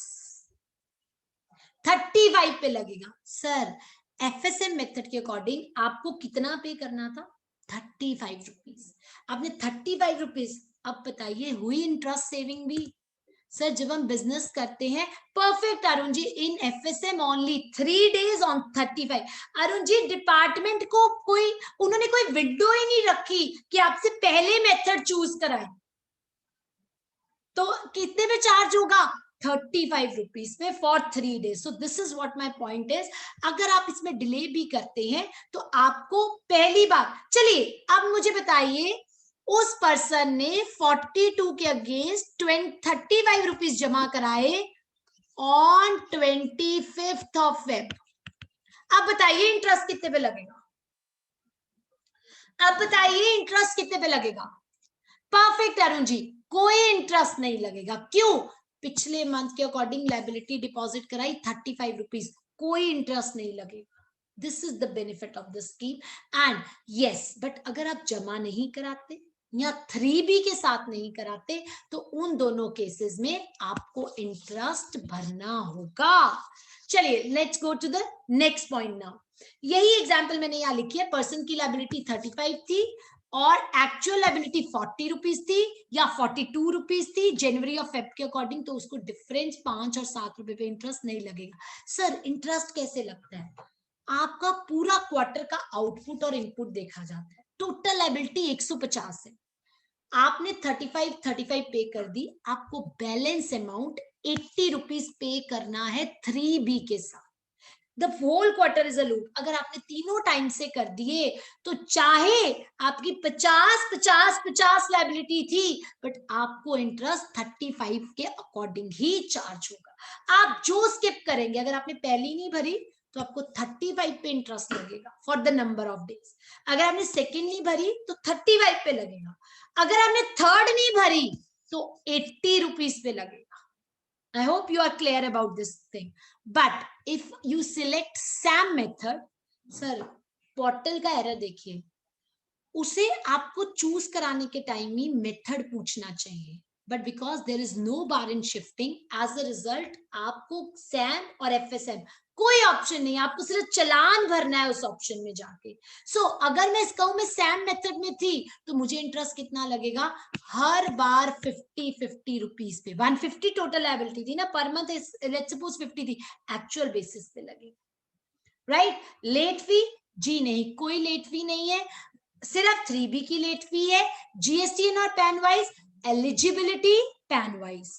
But eligibility PAN wise, but anyhow जो आपकी liability, जो आपको selection है, that is GSTN wise, right? So now we again connecting point पे आ रहे हैं, that is IFF, invoice furnishing facility. Friends, हुआ क्या, एवरीथिंग हैज अ मतलब बैक के हमें जो पॉइंट्स है that should be consider to understand the law. Sir छोटे छोटे जो वेंडर्स थे, छोटे छोटे मतलब 5 करोड़ से नीचे वाले, ये वेंडर्स के लिए गवर्नमेंट ने QRMP स्कीम ले आई। जो 5 करोड़ से ऊपर जायंट था, इसको बड़ी दिक्कत थी। क्यों?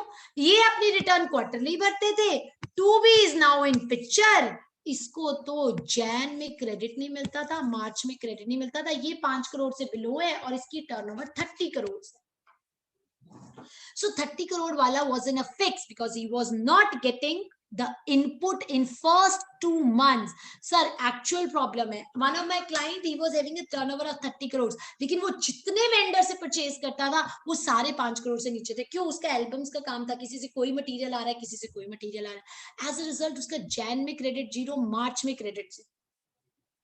इन order to overcome this difficulty, government अब इनको तो सर बोल नहीं सकती कि भाई तुम मैंडेटरी भर दो, फिर तो क्वार्टरली स्कीम ही नहीं रही।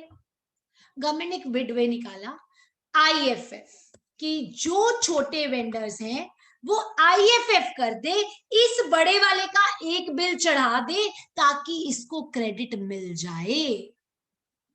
सर कह तो दिया, इसका मतलब अब ये छोटा वेंडर पूछता है क्या IFF मेरे लिए मैंडेटरी है? नहीं, मैंडेटरी नहीं है, ऑप्शनल है।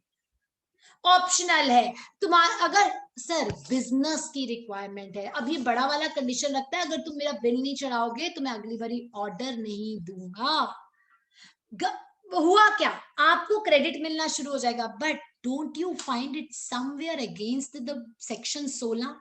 सर QRMP स्कीम में सेक्शन 16 क्या कहता है? सामने वाले ने टैक्स पे किया, अभी तो आपका पैसा डिपॉजिट की तरह पड़ा है, एस्टिमेटेड पे बेसिस पे भरा है, कहीं ना कहीं QRMP scheme is against section 16। क्यों? सामने वाले को क्रेडिट दिलवा रहे हैं सिर्फ 2B के बेस पे, जबकि पैसे का अभी तक टैक्स पे नहीं हुआ है।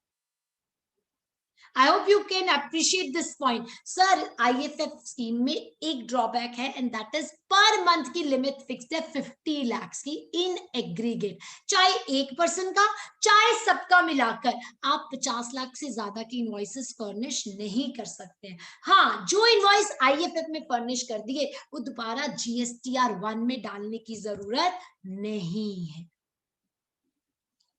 Jan 2021 has no limit. Gajendra ji, you need to explain it a bit. I could not understand. Right? Now, in this case, अगर आपके, अब मैं अगर बात करूं IFF की, क्या IFF में B2C इनवॉइस जाएगा? बिल्कुल नहीं जाएगा। What is the purpose? Purpose is to give the credit. Sir, credit कहां से आता है? क्रेडिट दिलवाना है वो B2B इनवॉइसेस से आता है, ना कि B2C इनवॉइसेस। सो इसमें कौन से इनवॉइस फर्निश होते हैं? B2B, उनके डेबिट और उनके credit notes, right? So let's see this now. If I talk about GSTR 1, sir GSTR 1 के लिए आप कौन सी लिमिट है? 5 करोड़ ही है। अगर आप 5 करोड़ से एक्सीड करते हैं देन मंथली रिटर्न, अगर आप 5 करोड़ से बिलो है आपके पास ऑप्शन है, आप क्वार्टरली में जा सकते हो। GSTR 1 पहले 2 महीने IFF और क्वार्टर एंडिंग पे GSTR 1। B2B इनवॉइसेस का कैप है कितने का? 50 लाख का। एक बार इनवॉइस रिपोर्ट कर दिया, दोबारा करने की जरूरत नहीं है। जो बच गया, जो इनवॉइस IFF में नहीं डाला, वो कहां जाएगा? GSTR 1 में quarterly basis. Now sir, what is the time limit for furnishing of IFF? आप इनवॉइस सेव IFF में रेगुलर बेसिस पे कर सकते हैं, बट IFF के लिए इनवॉइस अपलोडिंग की डेट क्या? 1 से लेकर 13 तक, और आप 13 से लेट हुए, सामने वाले का क्रेडिट डिले हो जाए। इसका मतलब the law is saying you to go for the impossible. I know this is a very, very harsh condition, and sir पुराने टाइम पे इसमें बहुत सारी जजमेंट्स भी हैं, चाहे हम बात करें एराइज इंडिया की which is a Delhi honourable Delhi high court judgement, और KK industries which is the judgement of honourable supreme court which says भाई आप सामने वाले का एक्शन मेरे पर नहीं डाल सकते, गलती वो कर रहा है, रिटर्न डिले वो कर रहा है, अगर मैंने उसको दे दिया, but sir current GST regime में अभी इसकी जजमेंट नहीं है एंड प्रैक्टिकली फील्ड ऑफिसर्स इसको बहुत ज्यादा रिस्ट्रिक्ट कर रहे हैं, आपको क्रेडिट नहीं दिया जाएगा। अरे सर क्रेडिट क्या देना है, उन्होंने तो कैंसलेशन और जो सस्पेंशन के प्रोविजन डाल दी। सो आपको 1 से 13 तक इसको अपलोड करना है, अदरवाइज ये उसके 2B में अगले मंथ्स में रिफ्लेक्ट करेगा। आईएफएफ होगा 2 मंथ्स, जीएसटीआर 1 जाएगी इन द 3rd मंथ। जैसे ही आप भरेंगे सामने वाले के 2A और 2B में वो रिफ्लेक्ट कर जाएगा। नाउ फ्रेंड्स डाटा 2B कौन सी डेट को जनरेट होगी, 14th को जनरेट होगी, 14th को जनरेट होगी। गजेंद्र जी वो आपको आप 50 लाख की लिमिट से जैन 2021 के लिए भी एग्जिस्ट करती है, सिस्टम में सेटअप नहीं था, दैट इज व्हाई वो पिक कर रहा था, बट अब उन्होंने इश्यू करना शुरू कर दिया कि इसको चेंज किया जाए। राइट, उन्होंने रीसेट का ऑप्शन भी दे दिया, 50 लाख से ऊपर वाला वो एक्सेप्ट नहीं करेंगे उसके लिए। Now 2B made available to every RP, आपको 2B अवेलेबल होगा sir 14th of next month. आप सबने डाउनलोड किया होगा, आई हैव तो made it in my office की 14th को सारे 2B डाउनलोड करके send it to the parties so that they can match it. Sir data कब तक उठाता है 14 को जो 2B होता है, क्वार्टरली वाले का डेटा 13th रात तक का और मंथली वाले का डेटा 11th नाइट तक का उठाता है। सो अगर मंथली वाला 11 से लेट होता है, क्वार्टरली के लिए डेटा कब तक पिक करेगा 13 तक, और मंथली वाले का 11th फेब रात को 29 तक, और क्वार्टरली वाले का 13th रात तक, एंड आपकी 2B जनरेट कर देगा जिससे आपको मैच करना है। Right now the most important thing, अब मैं आपको लेके जा रही हूं अदर अमेंडमेंट्स जो कि कैंसलेशन और सस्पेंशन से रिलेटेड है। सर एक तो ये आपका चैट बॉक्स ना 1 मिनट बाद बंद हो जाता है, let me open it again, just a minute, it's not opening up.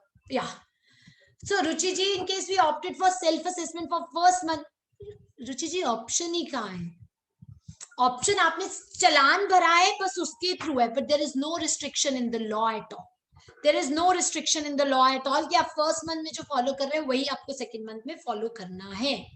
Right चलिए, now if I talk about it, sir हो क्या रहा था, I just before I take the amendment, let me discuss a point with you. जितना fake invoicing है, जितनी fake, sir मैं पूरी की पूरी अमेंडमेंट्स एक साथ कवर कर रही हूँ, you have to be a bit careful. Right now listen, supplier, your receiver, then you have a kingpin. Kingpin, may you call it as mediator or any other person. Kingpin, mediator, by whatever agent, any other person you want to call it as. Supplier, receiver, kingpin and mediator. Sir होता क्या था, जितनी fake invoicing का transaction है, this was a person on whose instance the transaction is done, जिसके कहने पर transaction हुई, plus who is a beneficiary in transaction. So sir जो लोग कहते हैं CA की प्रॉपर्टी अटैच हो सकती है, no it cannot be directly attached, और who says कि एडवोकेट की या कोई भी person whosoever is involved in between, those professionals or those accountants can come in between. The answer is no. Only those person on whose instance the transaction is done, plus who have been the beneficiary, उन्होंने कुछ ना कुछ इसके लिए charge किया। हुआ क्या था सर, सप्लायर और रिसीवर ये तो सेक्शन 122 में कवर्ड थे, पेनल्टी के सेक्शन 132 में कवर्ड थे प्रोसिक्यूशन के लिए। लेकिन ये कराने वाला पर्सन छूट जाता था। इसको प्लग किया 122A में। 122 में कहा लिसन, सप्लायर इसलिए फंसता है क्योंकि उसने माल सप्लाई किया, रिसीवर इसलिए फंसता है क्योंकि उसने फेक इनपुट लिया, किंगपिन, मीडिएटर, अब तुम फंसोगे 122(1)A में। इक्वल अमाउंट ऑफ पेनल्टी लगेगी as to supplier and receiver in section 122, equal amount of prosecution as in section 122 for supplier and receiver. Second point, अब तो सर बजटरी प्रोविजन में section 83 भी डाल दिया। जैसे 83 में क्या है, attachment of bank accounts and the properties. अब किंगपिन और मीडिएटर की प्रॉपर्टी भी अटैच की जा सकती है अगर he has been found involved in any transaction on whose instance the transaction is done and who has been a beneficiary. 4 points है उसमें, बिना माल के बिल और बिना बिल का माल, जो मेजर 2 फेक इनवॉइस के इश्यूज है, या आपने कुछ इनएलिजिबल क्रेडिट्स का आईएसडी एक्सेट्रा का किया है। अगर ये 4 केसेस में आप इन्वॉल्व पाए गए तो आपके ऊपर 122(1)A के प्रोविजन लग जाएंगे, 132 प्रोसिक्यूशन के प्रोविजन लग जाएंगे और section 83 bank account and property attachment भी हो सकेगी। 83 का प्रोविजन बजटरी अमेंडमेंट में है, अभी पास हुआ है। नाउ सेकेंडली, अब देखिए ये पर्सन बहुत तेज है, सप्लायर, इसको रिसीवर को इनपुट दिलवाना था। सर हमने 3 सेक्शंस की अमेंडमेंट डिस्कस की, 122, 1A, 132 एंड सेक्शन 83। सेकेंड, ये सप्लायर क्या करता था सर, 3B नहीं भरता था। क्यों? टैक्स 3B में जाना था।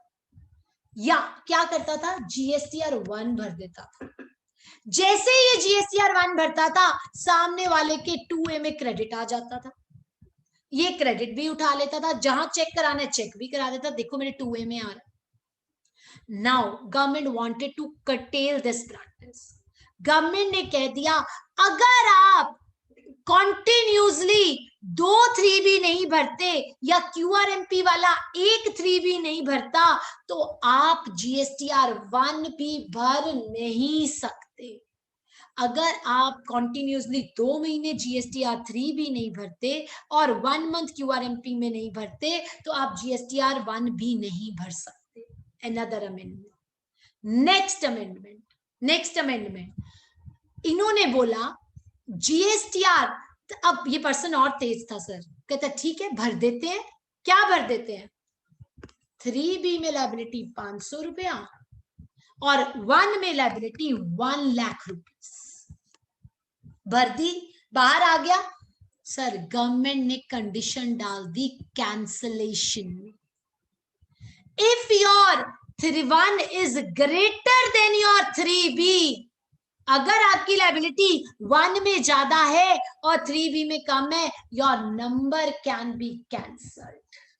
पीछे बहुत ज्यादा मिथ थी, नंबर कैंसल हो सकता है बिना OBH के, बिना अपॉर्चुनिटी ऑफ बीइंग हर्ड के। नो सर, ऐसी कोई अमेंडमेंट नहीं। Cancellation will always be based upon the principle of natural justice and by giving the opportunity of being heard. But provision डाल दी क्या कि GSTR 1 नहीं भरोगे तो 3B नहीं भर सकते, 3B नहीं भरोगे तो 1 नहीं भर सकते, और 3B और 1 मैच करना चाहिए। अगर 3B में लायबिलिटी ज्यादा 1 में कम तो your number can be cancel. Apart from this budget में लिख दिया क्या सर, जो बजट के प्रोविजन है वो सेपरेट बता रही हूं, क्यों? बजटरी प्रोविजन अभी इंप्लीमेंट नहीं हुए हैं, from a date to be notified. लेकिन लिंकेज देखिए कि किस तरह से फेक इनवॉइसिंग को कब किया। वहां 83 में अकाउंट भी लिंक कर दिए मीडिएटर्स के, यहाँ पे बजटरी प्रोविजन में क्लियर कट लिख दिया क्या कि अगर आपने जो GSTR 1 में एक्सेस टैक्स शो किया है, कितना एक्सेस है यहाँ पे 99,500, हम इसको सेल्फ असेसमेंट टैक्स मान लेंगे, हम इसे सेल्फ असेसमेंट टैक्स मान लेंगे। सर क्या फर्क पड़ता है सेल्फ असेसमेंट टैक्स मान लेंगे? फर्क पड़ता है। सेल्फ असेसमेंट टैक्स वो होता है जो असेसी आरटीपी खुद डिक्लेयर कर रहा है, हाँ जी मेरा टैक्स पेबल है, और अगर वो पे नहीं करता तो डिपार्टमेंट बिना अपॉर्चुनिटी ऑफ बीइंग हर्ड के डायरेक्टली आपसे इस 99,500 की रिकवरी कर सकता है.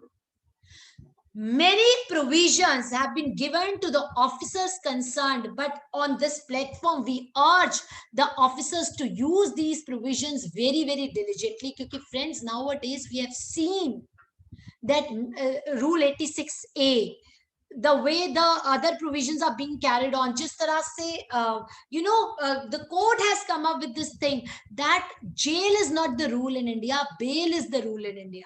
But the way the provisions are getting invoked, everything being put behind the bars. Of course, the fake invoicing should not be supported, but the powers should be utilized. Sir, हर दूसरे चौथे दिन आपको एक notice आया होता है कि आपके असेसी का क्रेडिट ब्लॉक कर दिया गया, रूल 86A से पावर लेके. So these provisions, attachment of bank accounts, starting में सर प्रोसीडिंग शुरू होते, these powers should be utilized in a very diligent manner. So now change कर दिया. अगर आपका, अब सोचिए ना, किसी से genuine mistake हो गई, कोई जीरो कम या ज्यादा लग गया, 3B और 1 आपस में मैच नहीं किया, आपको तो कैंसिलेशन का नोटिस आ जाए. सो कैंसिलेशन में ये प्रोविजन डाल दिए कि अगर आपका 3B और 1 मैच नहीं करेगा, और बजट में लिख दिया कि जो डिफरेंस होगा हम उसको सेल्फ असेसमेंट टैक्स मानेंगे, और बिना नोटिस के उसकी रिकवरी भी की जा सकती है as per the provisions of section 75 subsection 12. So QRMP से बाहर आते, I have put here the various screenshots which you can go through. But अब हमने जो दूसरी amendments discuss की, अपार्ट फ्रॉम दिस, जो अभी हमने फेक इनवॉइसिंग की 122 में कैंसिलेशन की and all these amendments which we discuss, apart from that sir इसी की तरफ स्टेप था. पहले डिपार्टमेंट आपको इजी रजिस्ट्रेशन देता था. Easy registration in the sense कि ठीक है कोई बात नहीं, आप 2-4 डॉक्यूमेंट अपलोड करिए, 3 दिन में आपको नंबर मिल जाएगा. Today also when I was sitting in the department, the person said government ने 2017-18 में इतनी छूट दे दी कि that has been misutilized, and that is the result now that the harsh provisions are there for us to come in front. क्या sir नई registration करानी है तो अब आधार ऑथेंटिकेशन करानी पड़ेगी. आधार ऑथेंटिकेशन नहीं होगी तो फिजिकल वेरिफिकेशन मैंडेटरी है. सो ये स्क्रीन आती है. अभी ये वाली ऑप्शन अवेलेबल नहीं थी, ओटीपी के थ्रू आधार ऑथेंटिकेशन हो रहा था. क्या सारे पर्संस का आधार ऑथेंटिकेशन कराना मैंडेटरी है? No, the authorized one, right? Now इसके अलावा डेट टू बी नोटिफाइड है फ्रेंड्स, लेकिन गवर्नमेंट प्रोविजन क्या लेके आई है, बायोमेट्रिक आधार ऑथेंटिकेशन होगी, फैसिलिटेशन सेंटर्स बनाए जाएंगे. अभी ये आया नहीं है, but in the times to come it will be through the biometric devices. पहले रजिस्ट्रेशन आती थी 3 दिन में, कोई फिजिकल वेरिफिकेशन का प्रोविजन नहीं था, अब लिख दिया. बहुत सारे क्रॉस लगाए हैं मैंने ऐसे. जीएसटी में हमारी अमेंडमेंट्स बड़ी कम होती है ना, एक जगह लेक्चर दो, दूसरी जगह जा रहे हो तो पता लगता है जी वो तो पीपीटी वेस्ट हो गई, क्यों? चेंजेस आ गए. सो that is I have put a number of crosses, right? चलिए मूविंग अहेड फ्रेंड्स. वेरिफिकेशन अब आपको नॉर्मल नंबर 7 वर्किंग डेज में मिलेगा अगर आपने आधार ऑथेंटिकेशन करवाया है. अगर नहीं कराते तो 30 डेज, और साथ में क्या होगी, फिजिकल वेरिफिकेशन. बहुत सारे लोगों ने बहुत देर से जीएसटी डिपार्टमेंट में अपने ऑफिसर्स को नहीं मिले थे, so now they can meet up and there is a provision of physical attachment अगर आप आधार ऑथेंटिकेशन नहीं कराते. कैंसिलेशन का प्रोविजन जो अभी अभी हमने डिस्कस किया फ्रेंड्स, पहले सिर्फ 4 पॉइंट्स थे कैंसिलेशन में, ए से लेकर डी तक. 45 डेज में बैंक अकाउंट नहीं दिया, या बिना बिल के काम कर रहे हैं, बिना माल के बिल, बिना बिल के माल या बिना माल का bill, both ways. Now what they put, another point added, section 16 की कंडीशन के बिना अगर इनपुट लिया तो आपका नंबर कैंसल हो सकता है. सर अब आप लिंक करके देखना बजट की अमेंडमेंट को, बजट में सेक्शन 16 में डाल दिया है 2A और 2B में आना चाहिए. The input must be the outward supply must be furnished by the person in his GSTR1/IFF and communicated to the person. अब आप जैसे ये बजट पास होता है, या तो ऐसा सेक्शन 16 में ही कंडीशन है कि 2A में आना चाहिए. चलिए एक बात बताइए, बड़ी देर से आपसे इंटरैक्ट नहीं हुआ. Now you tell me, GSTR1, GSTR2A और 2B लॉ किसको रेफर करता है? 2A और 2B. रूल 36(4) किसको रेफर करता है? 2A और 2B.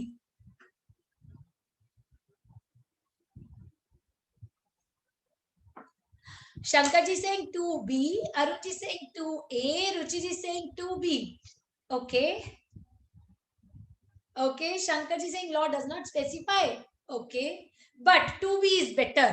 अच्छा जी, सर बजट से पहले ना 2A है ना 2B है, दोनों पे क्रॉस है.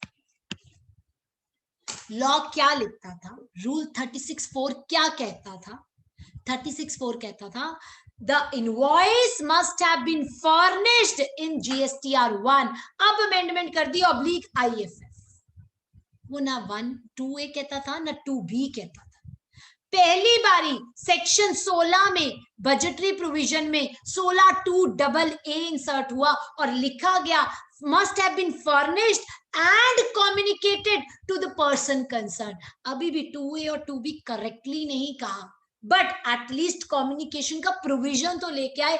GST is not bad, but the way the notifications have been brought in, that is not a correct way. The rules come before, the act is amended later. 36(4) ultra vires है, challenged है, retrospective amendment नहीं की है, prospective amendment है. Then what about the cases of the period before this amendment? So friends, 2A और 2B कुछ भी refer नहीं करता, बट अभी सर ने कहा 2B is better. Sir according to me आपको एक एक इनवॉइस को चेक करना पड़ेगा. 2A और 2B में फर्क क्यों है? फर्क का कारण क्या है? सामने वाले पर्सन की रिटर्न लेट होगी, 2A में तो उसी पीरियड में जाएगी, 2B में करंट पीरियड में आएगी. आपको सर गवर्नमेंट 2A और 2B से कराना क्या चाहती है? रूल 36 सब रूल 4 का स्ट्रिक्ट इंप्लीमेंटेशन. क्रेडिट तभी दूंगी अगर वो 2A और 2B में आता होगा. कौन से पीरियड में? जिस पीरियड में 2B में आएगा. सर 2A में तो वहां ही जाके शो करेगा जिस पीरियड का होगा, बट 2B में तो अभी सर ने कहा 2B is better. 2B is better in the sense वो आपके क्रेडिट को डेफर करता है. पर्सन ने रिटर्न लेट की, आपका क्रेडिट आगे चला जाता है, right? But those who says which one should be followed, sir government ने तो ये जो 105% 5% का लीवरेज दिया है ना, ये भी खत्म होने वाला है once the budget gets passed. क्यों? सेक्शन 16 में लिख दिया, 36(4) में लिख दिया 105% ले सकते हो. सेक्शन 16 में लिख दिया बिल वही दूंगा जिसका जो 2A में इफेक्ट करेगा, तो 5% का लीवरेज भी खत्म हो जाए. Right now coming back, section 16 में इंट्रोड्यूस कर दिया, अगर आप सेक्शन 16 की कंडीशन पूरे किए बिना इनपुट लेते हैं तो आपका नंबर कैंसिल हो सकता है. This was the provision I was talking about. GSTR1 में अगर लायबिलिटी 3B से ज्यादा होगी, your number can be cancelled. और अगर आपने 86B रूल फॉलो नहीं किया, again another step towards fake invoicing. कैसे? सर अब ये पर्सन, वही जो हमारी कहानी थी ना S और R वाली, चलिए यहाँ पे ही देख लेते हैं. सप्लायर और रिसीवर, अब 3 कुछ 3 भी नहीं भरते थे, कुछ 1 भर देते थे. सर ये पर्सन जो 3 भी भरते थे ना, ये क्या करते थे? इनपुट इतना ज्यादा लेते थे, इनपुट इतना ज्यादा लेते थे कि आउटपुट हमेशा इनपुट से कम ही था. फेक इनपुट था. बेस में तो टैक्स पे होता ही नहीं है. सर सेक्शन 16 में 4 कंडीशंस है इनपुट लेने की. 4 क्या? टैक्सेबल इनवॉइस होना चाहिए आपके पास. Second condition, your taxes must have been paid, आपने रिटर्न्स फर्निश की हो, and actual receipt of goods. Sir अगर आप एक्चुअल रिसीट ऑफ, सारे फेक इनवॉइसिंग में पेमेंट बाय चेक ही मिलेगी. but that does not prove the genuinity of the transaction. The genuineness can be proved अगर आप ये prove कर दो there was actual receipt of goods or services और underlying taxes paid थे. तो ये लोग क्या करते थे, 3B जो थी वो भरते थे, इनपुट बहुत ज्यादा output come. And sir fake invoicing में नंबर लिए जाते थे, फॉर एग्जांपल रिक्शा वेंडर्स के नाम.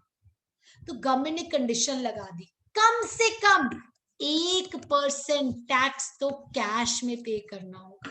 Sir for such persons 1% tax is a big amount. क्यों? करोड़ों में ट्रांजैक्शन होती है. एंड सर जो लोग कहते हैं 86B is a havoc provision, 86B का ज्यादा एप्लीकेशन आपको नहीं मिलेगा. राइट अभी हम 86B डिटेल में डिस्कस करेंगे, but before that OBH remove कहां से हुई? Sir opportunity of being heard remove हुई है सस्पेंशन में से. गवर्नमेंट का क्या, इस पे गवर्नमेंट ने एक मिथ वर्सेस रियलिटी का डॉक्यूमेंट इशू किया था. उस पे इनका टेक क्या था? टेक ये था अगर हमें कोई सब्सटैंशियल डिफरेंस मिलते हैं, हमें डर लगता है वो पर्सन भाग ना जाए, हम उसको वो कहते हैं ना अवेयर कर देंगे, वो आगाह कर देंगे तो वो भाग ना जाए, इसलिए हम बिना अपॉर्चुनिटी ऑफ बीइंग हर्ड दिए उसका नंबर सस्पेंड कर सकते.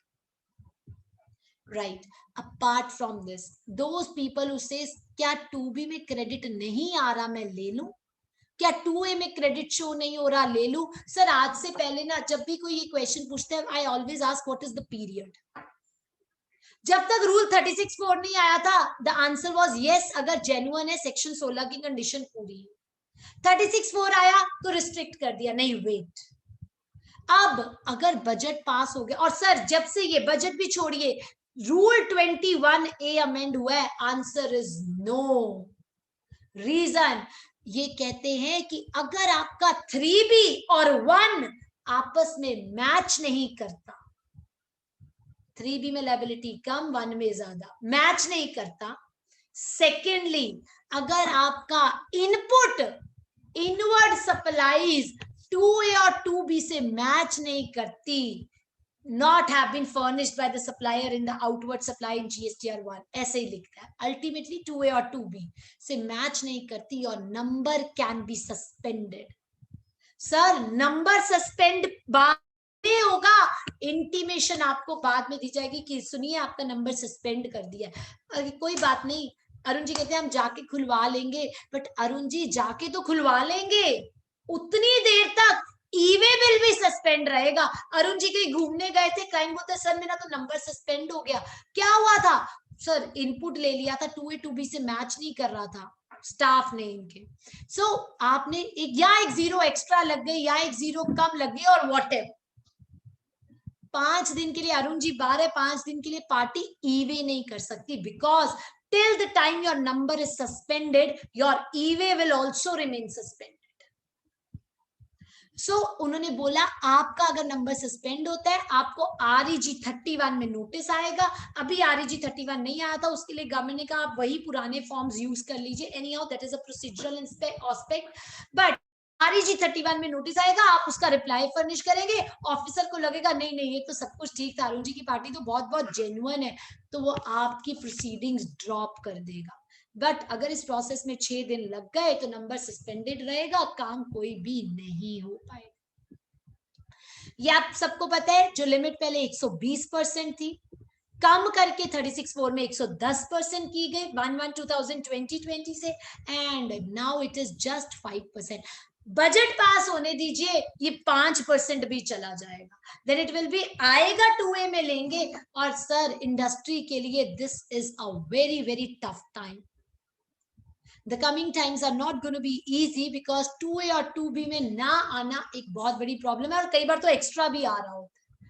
राइट नाउ सर ये सर्कुलर आया था, ये वही सर्कुलर है कि जो प्रोसीजरल एस्पेक्ट्स का 145 आई पुट है द SOP हियर 21A में, कि वो कंपेयर करेगा, आपको नोटिस इशू करेगा, आपको उसका रिप्लाई देना है. राइट चलिए now if I move ahead, rule 86B.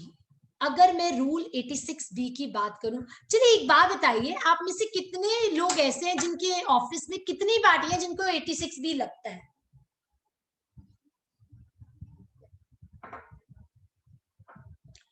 Sir 86B ज्यादा हिट करता है उन लोगों को जो न्यू कंपनीज है, the startups, loss making entities.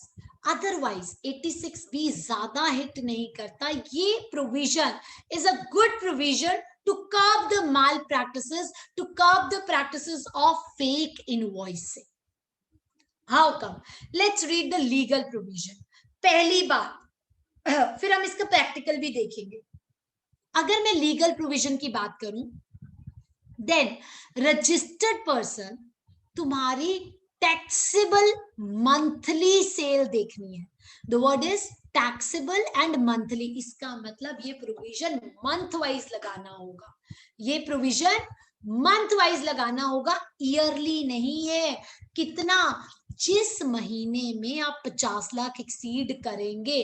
क्या एग्जाम सप्लाई लेनी है? नो। क्या जीरो रेटेड लेनी है? नो। तो रजिस्टर्ड पर्सन, अगर तुम्हारी टैक्सेबल सप्लाई जिस महीने में एक्सीड करेगी, उस महीने में तुम यूज कर सकते हो electronic credit ledger only up to 99%। 99% से ज्यादा नहीं कर सकते, मीनिंग देयर बाय 1% तो कैश डिपॉजिट करवाना ही होगा। ओके, प्रोविजन तो समझ आ गया, बट इससे बचने का तरीका? सर बचने का तरीका प्रोवाइजोज है। प्रोवाइजो में क्या लिखा है? अगर आप खुद कंपनी, मतलब person, the company, the partnership firm, the proprietorship firm, वो या उसके प्रोप्राइटर ने, उसके कर्ता ने, उसके कोई 2 पार्टनर्स ने, उसके होल टाइम डायरेक्टर्स ने, किसी ने भी 1 लाख से ज्यादा इनकम टैक्स पे किया है। सर गवर्नमेंट क्या प्रोविजन समझिए, बेस समझिए। अगर आप 1 लाख से ज्यादा इनकम टैक्स पे कर रहे हैं, इसका मतलब आप फेक नहीं हो सकते। You can not be a rickshaw vendor who has taken the GST number. Now let me ask you one thing, अब ये इनकम टैक्स में टीडीएस लेंगे? यस और नो? टीडीएस लेंगे? मैट क्रेडिट लेंगे? हाँ जी बताइए, कुछ तो लिख दो, यस और नो, लेंगे कि नहीं लेंगे? सर द आंसर इज, यहाँ पे ये नहीं लिखा कि कैश में पेमेंट होनी चाहिए 1 लाख से ज्यादा, तो टीडीएस लेंगे। And to my considered view, yes, even MAT credit will be considered as tax. But एक पर्सन ने क्या किया, 1 लाख टैक्स जमा था, सारा का सारा रिफंड ले लिया, that will not be taken as tax credit, right? या फिर उसने रिफंड लिया हो, किसका रिफंड? अनयूटिलाइज्ड आईटीसी की कैटेगरी में या एक्सपोर्ट्स की कैटेगरी में, इन्वर्टेड ड्यूटी में या एक्सपोर्ट की कैटेगरी में, पिछले साल में 1 लाख से ज्यादा, या फिर करंट ईयर में 1% से ज्यादा कैश पेमेंट कर चुका है, या वो गवर्नमेंट डिपार्टमेंट है। सर गवर्नमेंट डिपार्टमेंट तो फेक में या फेक एंटिटी नहीं हो सकता। Now let's discuss this provision on a case law basis. इसके अलावा भी एक और रास्ता है। अब जो शंकर जी है, ही सेज कि मैडम मेरा क्लाइंट तो किसी में नहीं आ रहा, नया नया काम शुरू किया, मैं क्या करूं? उसको 1% पे करना पड़ेगा। So the answer is, there is a proviso inserted, provided further that आप कमिश्नर को लेटर लिख सकते हैं कि सर मेरा क्लाइंट जेन्युइन है, हम किसी भी इस तरह की ट्रांजैक्शन में नहीं है, मेरे ऊपर से रूल 86B हटा दिया जाए, so your application can be considered. Now moving ahead, let's see this case study. Friends, Feb में इस पर्सन की टर्नओवर है 1 करोड़, 2 करोड़, 45 लाख। क्या लगेगा? नो। एग्जेम्प्ट काउंट नहीं होनी, एक्सपोर्ट काउंट नहीं होनी, 45 लाख नहीं लगेगा। बट मार्च में इसकी टैक्सेबल टर्नओवर 1 करोड़, लगेगा? यस लगेगा। It means every month to be check, not on. किसी ने बोला मैम 50 लाख इंटू 12 कर दूं, बिल्कुल नहीं, हर महीने 50 लाख। तो आपके किसी आरटीपी के ऊपर 1 महीने में लग सकता है और दूसरे मंथ में नहीं। सेकेंड, अब मार्च मंथ में लग गया। अब देखिए मार्च मंथ में क्यों टर्नओवर 50 लाख से ज्यादा थी, 1 करोड़ की टर्नओवर, टैक्स बना 5 लाख। आईटीसी पड़ा था 8 लाख रुपए, 8 लाख रुपीस। तो क्या करें सर, अगर ओल्ड लॉ में चलते तो उसको कुछ भी पे करने की जरूरत नहीं थी, but as per the new law minimum 1% 5,000 पे करना होगा। अगर आप बाहर निकालना चाहते हैं तो पहली एक्सेप्शन 2 साल, जिनका टाइम पीरियड एक्सपायर हो गया। सर हम कहाँ हैं, मार्च 21 में, 2 साल पुराने कौन से हुए, 19, 20 और 18, 19। मैंने टाइम पीरियड लेके कोट किया है। 18, 19, 20 और 18, 19 में 1 लाख से ज्यादा इनकम टैक्स पेड है, नहीं पेड है। चलिए सेकेंड एक्सेप्शन, जीएसटी का रिफंड लिया हो 1 लाख से ज्यादा पिछले साल में, यानी 1920 में, ड्यू टू 2 रीजंस, एक्सपोर्ट और इन्वर्टेड ड्यूटी, नहीं लिया। चलिए थर्ड कंडीशन, आपने इस साल में, सर इस साल का मतलब अप्रैल 20 से लेकर फेब 21 तक, अप्रैल 20 से फेब 21 तक आपने कम से कम 1% से ज्यादा कैश से पे किया। तो क्या करें, अप्रैल से फेब का टोटल आउटपुट था 10 करोड़, इनपुट था 99 लाख, कैश लेजर से पे हुआ 1 लाख, बेनिफिट मिलेगा, नहीं मिलेगा, नहीं मिलेगा। 86 भी लग जाएगा। मैंने क्या बोला, 1% से ज्यादा, 10 करोड़ आउटपुट, 98.5 का इनपुट लिया हुआ है, 1.5 लाख रुपया कैश में जमा हुआ है, बेनिफिट मिलेगा, यस। सर ये वाली जो एक्सेप्शन है ये बढ़ती जाएगी। अगर इसकी जगह अप्रैल 2022 आ जाएगा तो पिछला पीरियड ही नहीं है, आपको ये प्रोवाइजो बेनिफिट नहीं देगी, ये एक्सेप्शन बेनिफिट नहीं देगी। जैसे जैसे आप ईयर में नीचे आते जाएंगे वैसे वैसे ये बढ़ता, मतलब मंथ्स बढ़ते जाएंगे, अप्रैल, मई, जून, जुलाई and so on. So these are the exception. अगर आप इसमें कवर्ड है तो आप 86B से बाहर आ जाए। बहुत लोगों को सर 86B की पेमेंट्स में दिक्कत आती है कि एडवाइस कैसे करनी है, इंटर एडजस्टमेंट कितनी होगी, कितना बेनिफिट होगा, कितना नहीं। जिनका तो पूरा पूरा, ये 3 केस लॉज मैंने बनाए हैं, इलस्ट्रेशंस है on 86B which you can refer. अगर तो आपके पास बहुत ज्यादा इनपुट पड़ा था तो आपको 1% पे होता है, लेकिन अगर आपका एक हेड में पेबल ऑलरेडी निकलता था 2 हेड में 1,60,000, तो वो इंटर हेड एडजस्टमेंट हो जाती है, आपका टोटल 1,60,000 ही पे होगा, बट हेड चेंज हो जाएगा। और थर्ड केस एक और बनता है जिसमें कि इंटर एडजस्टमेंट, जैसे CS से एडजस्ट नहीं होता, so that is why you can end up paying more. So बहुत ज्यादा फर्क नहीं है, but this is a good rule to curb the mal practices, right? So you can refer this illustration in case you have any doubt, you can come for it. Sir e way bill 24 घंटे में 200 kilometre के लिए valid है, मतलब पहले जो 100 kilometre था उसको 200 किलोमीटर कर दिया गया, but trust me, the government does not consider the condition of the roads there in India, so limit तो बढ़ाई गई है, but that is not something a welcome change. Apart from this, friends, let me talk about e-invoicing. So we are left with last 10 minutes to go for. Are you all ready to go for e-invoicing? Ashish ji नहीं, ई-इनवॉइस ये जो आपका है ये manual है, automatic नहीं है, right? Okay, sure, perfect. Ruchi ji, Gajendra ji, Arun ji. चलिए फ्रेंड्स, ई-इनवॉइसिंग कैसे करना है ये नहीं बताऊंगी। 50 करोड़, सर 50 करोड़ हो 100 करोड़ हो, ई-इनवॉइसिंग तो सेम ही है, राइट? चलिए नाउ फ्रेंड्स, मैं ई-इनवॉइसिंग कैसे होता है, कुछ भी नहीं करना, हमने तो अपने क्लाइंट्स को सीधा tally connected to directly to the portal, invoice ही जनरेट ई-इनवॉइस होता है और वही पार्टी को जाता है। ओके, सो बनना कैसे है, क्या डिजिटल साइन लगने हैं? बिल्कुल, चलिए आप बताइए।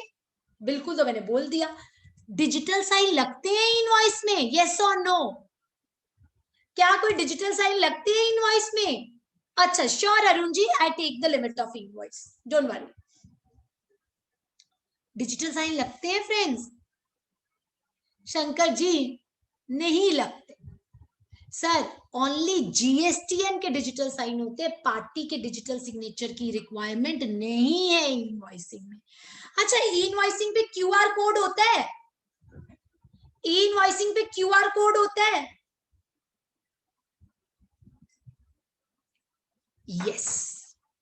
Every e-invoice is with a QR code. I will show you today. E-invoice है क्या? सर एक बहुत लंबा चौड़ा सा alphabetic and numeric number mix होके आपके डॉक्यूमेंट पे आ जाता है, साइड पे QR कोड लग जाता है. नाउ अभी मुझे अरुण जी ने लिमिट्स की बात करी, तो let me explain the limits first. दो चीजें हैं e invoicing. E invoicing my dear friends B2B invoices की होती है. वन थिंग, B2B इनवॉइसेस में एक 2021 से पहले लिमिट थी 500 करोड़ ई इनवॉइसिंग के लिए.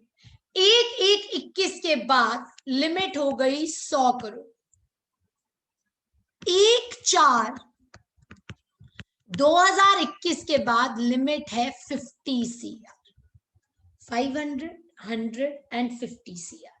1/4/21 से 50 करोड़ से ऊपर वालों की टर्नओवर के लिए, टर्नओवर कौन से पीरियड की देखनी है? The words there are any preceding finance.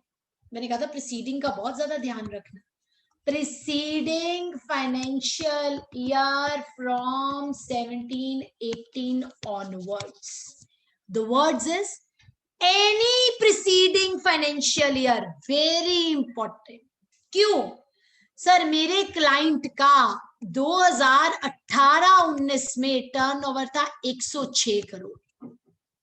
2019-20 में था 90 करोड़. 2000. अब बताइए ई इनवॉइसिंग लगेगा कि नहीं लगेगा? 90 करोड़ लगेगा. क्यों? Any preceding financial year word है वहां. एनी प्रीसीडिंग फाइनेंशियल ईयर का मतलब है किसी भी साल में अगर आपने किया तो आपको लगेगा. When it will be issued in interstate or intrastate, Arun ji सारी B2B supplies, whether interstate or whether intrastate, taxable supplies पे, exempt पे नहीं. Right now 500 करोड़, 100 करोड़, 50 करोड़ कब देखना है? Any financial year from 17-18 onwards. एक भी साल में अगर आप एक्सीड हुए हैं तो 50 लाख पर, अब तो 50 करोड़ आ गई ना, 50 करोड़ से, और एज ऑफ नाउ एप्लीकेबल है 100 करोड़ से, तो आपको लगेगा. सारे B2B इनवॉइसेस पे लगेगा, इंटरस्टेट और इंट्रास्टेट. तो B2C पे क्या है सर? B2C के लिए ई इनवॉइसिंग नहीं है, QR कोड होता है. Only QR code. अच्छा जी, लिमिट क्या है? इसकी लिमिट आज भी 500 करोड़ है. बट 1 अप्रैल से B2C इनवॉइसेस 500 करोड़ से ऊपर मैंडेटरी है with QR. But B2B invoicing का ई इनवॉइसिंग होगा. The limit from 1 April is 50 CR.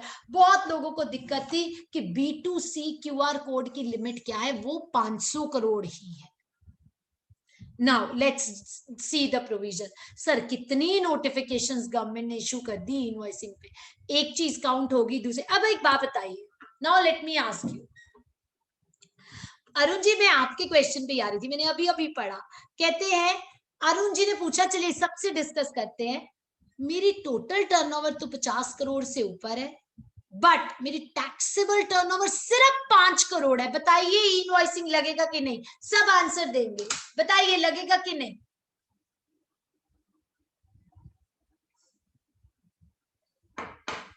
कोई आंसर नहीं? लगेगा Arun ji. Listen sir, word क्या है?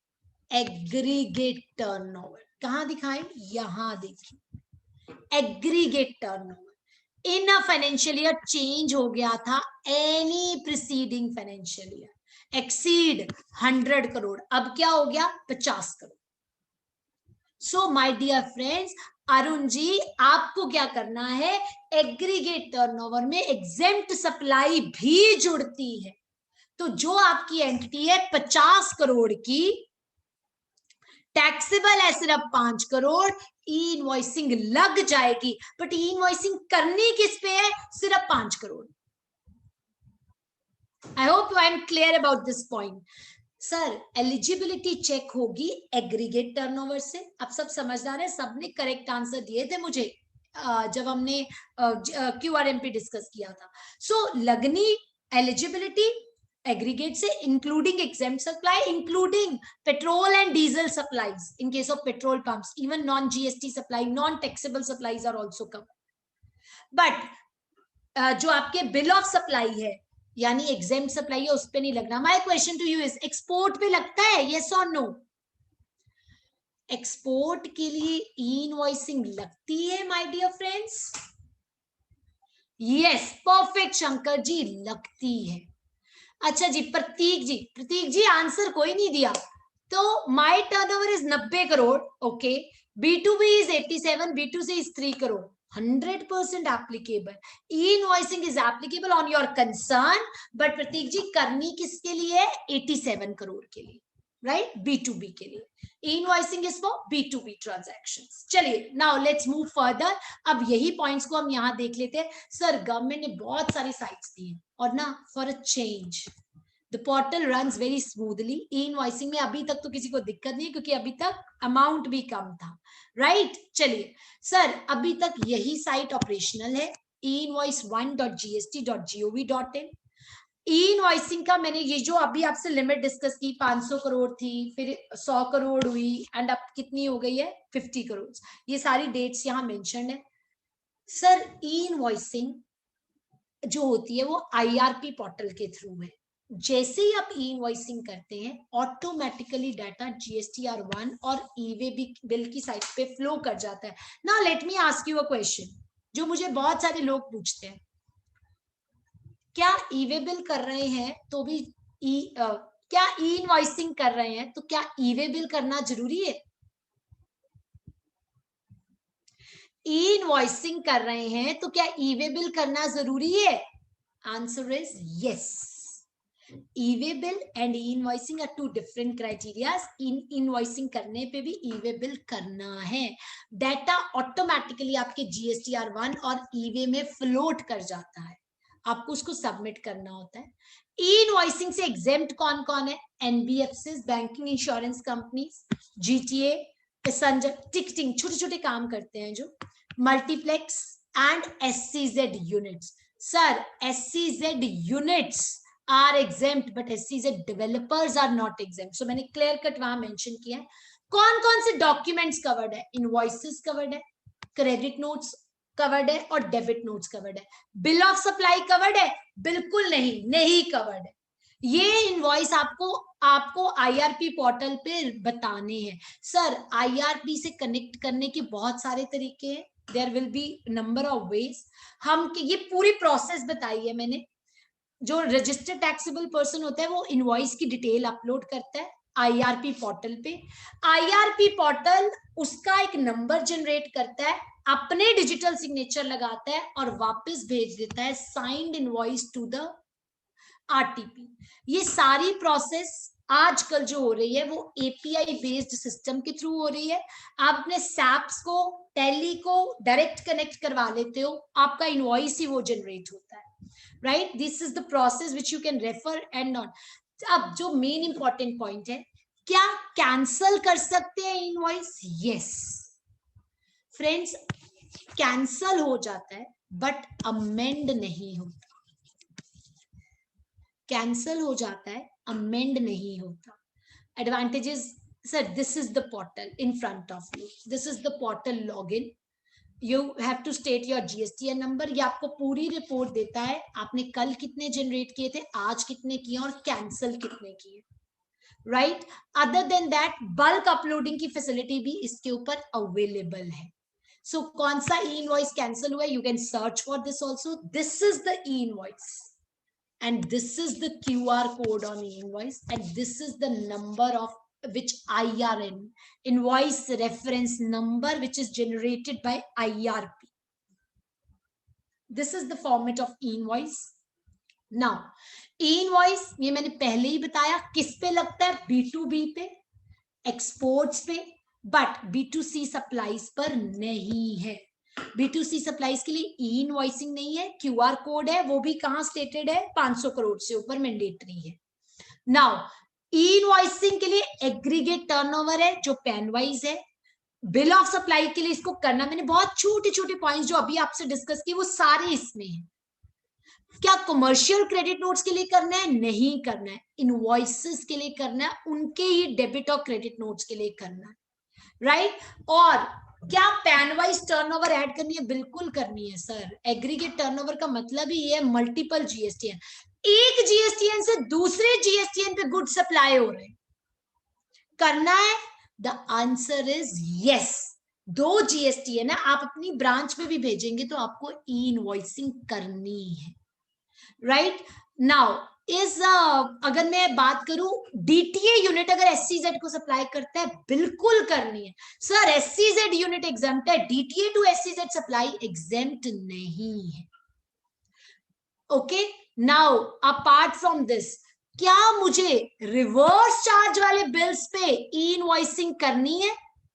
Whether e invoicing is applicable for supplies involving reverse charge. For example, जैसे हमने कहा जी सामने सर, उस केस में जैसे लॉयर्स का केस है, या tax payer is supplying services to a company, such invoices has to be reported by the another person. होनी है, बट करेगा कौन? सामने वाला करे, right?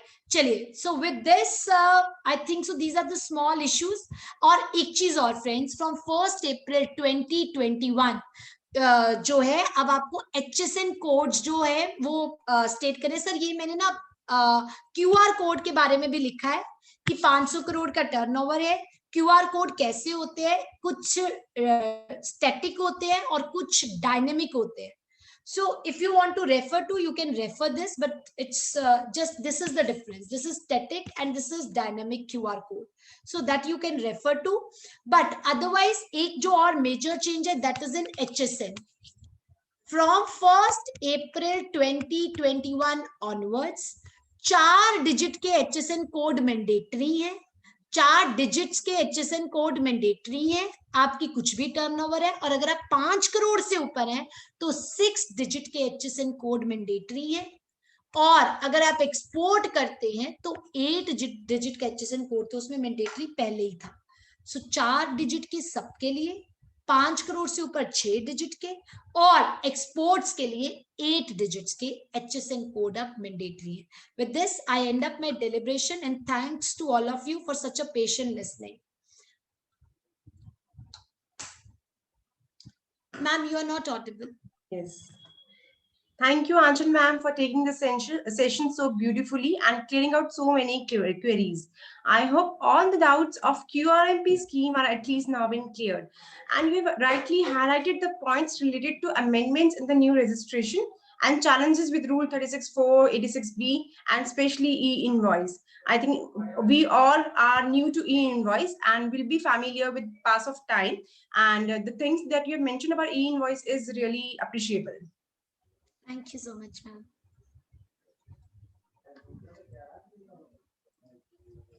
Thank you, ma'am. Thank you so much for your time. It's my pleasure, ma'am. Thanks a lot. And I'm really thankful to all the participants who have been actually conversing and devoting their time. Thank you so much. Ma'am, this PPT will be shared by with you so that you can Yes. just forward it to the members concerned. Yes, ma'am. Thank you so much. That was what our next question.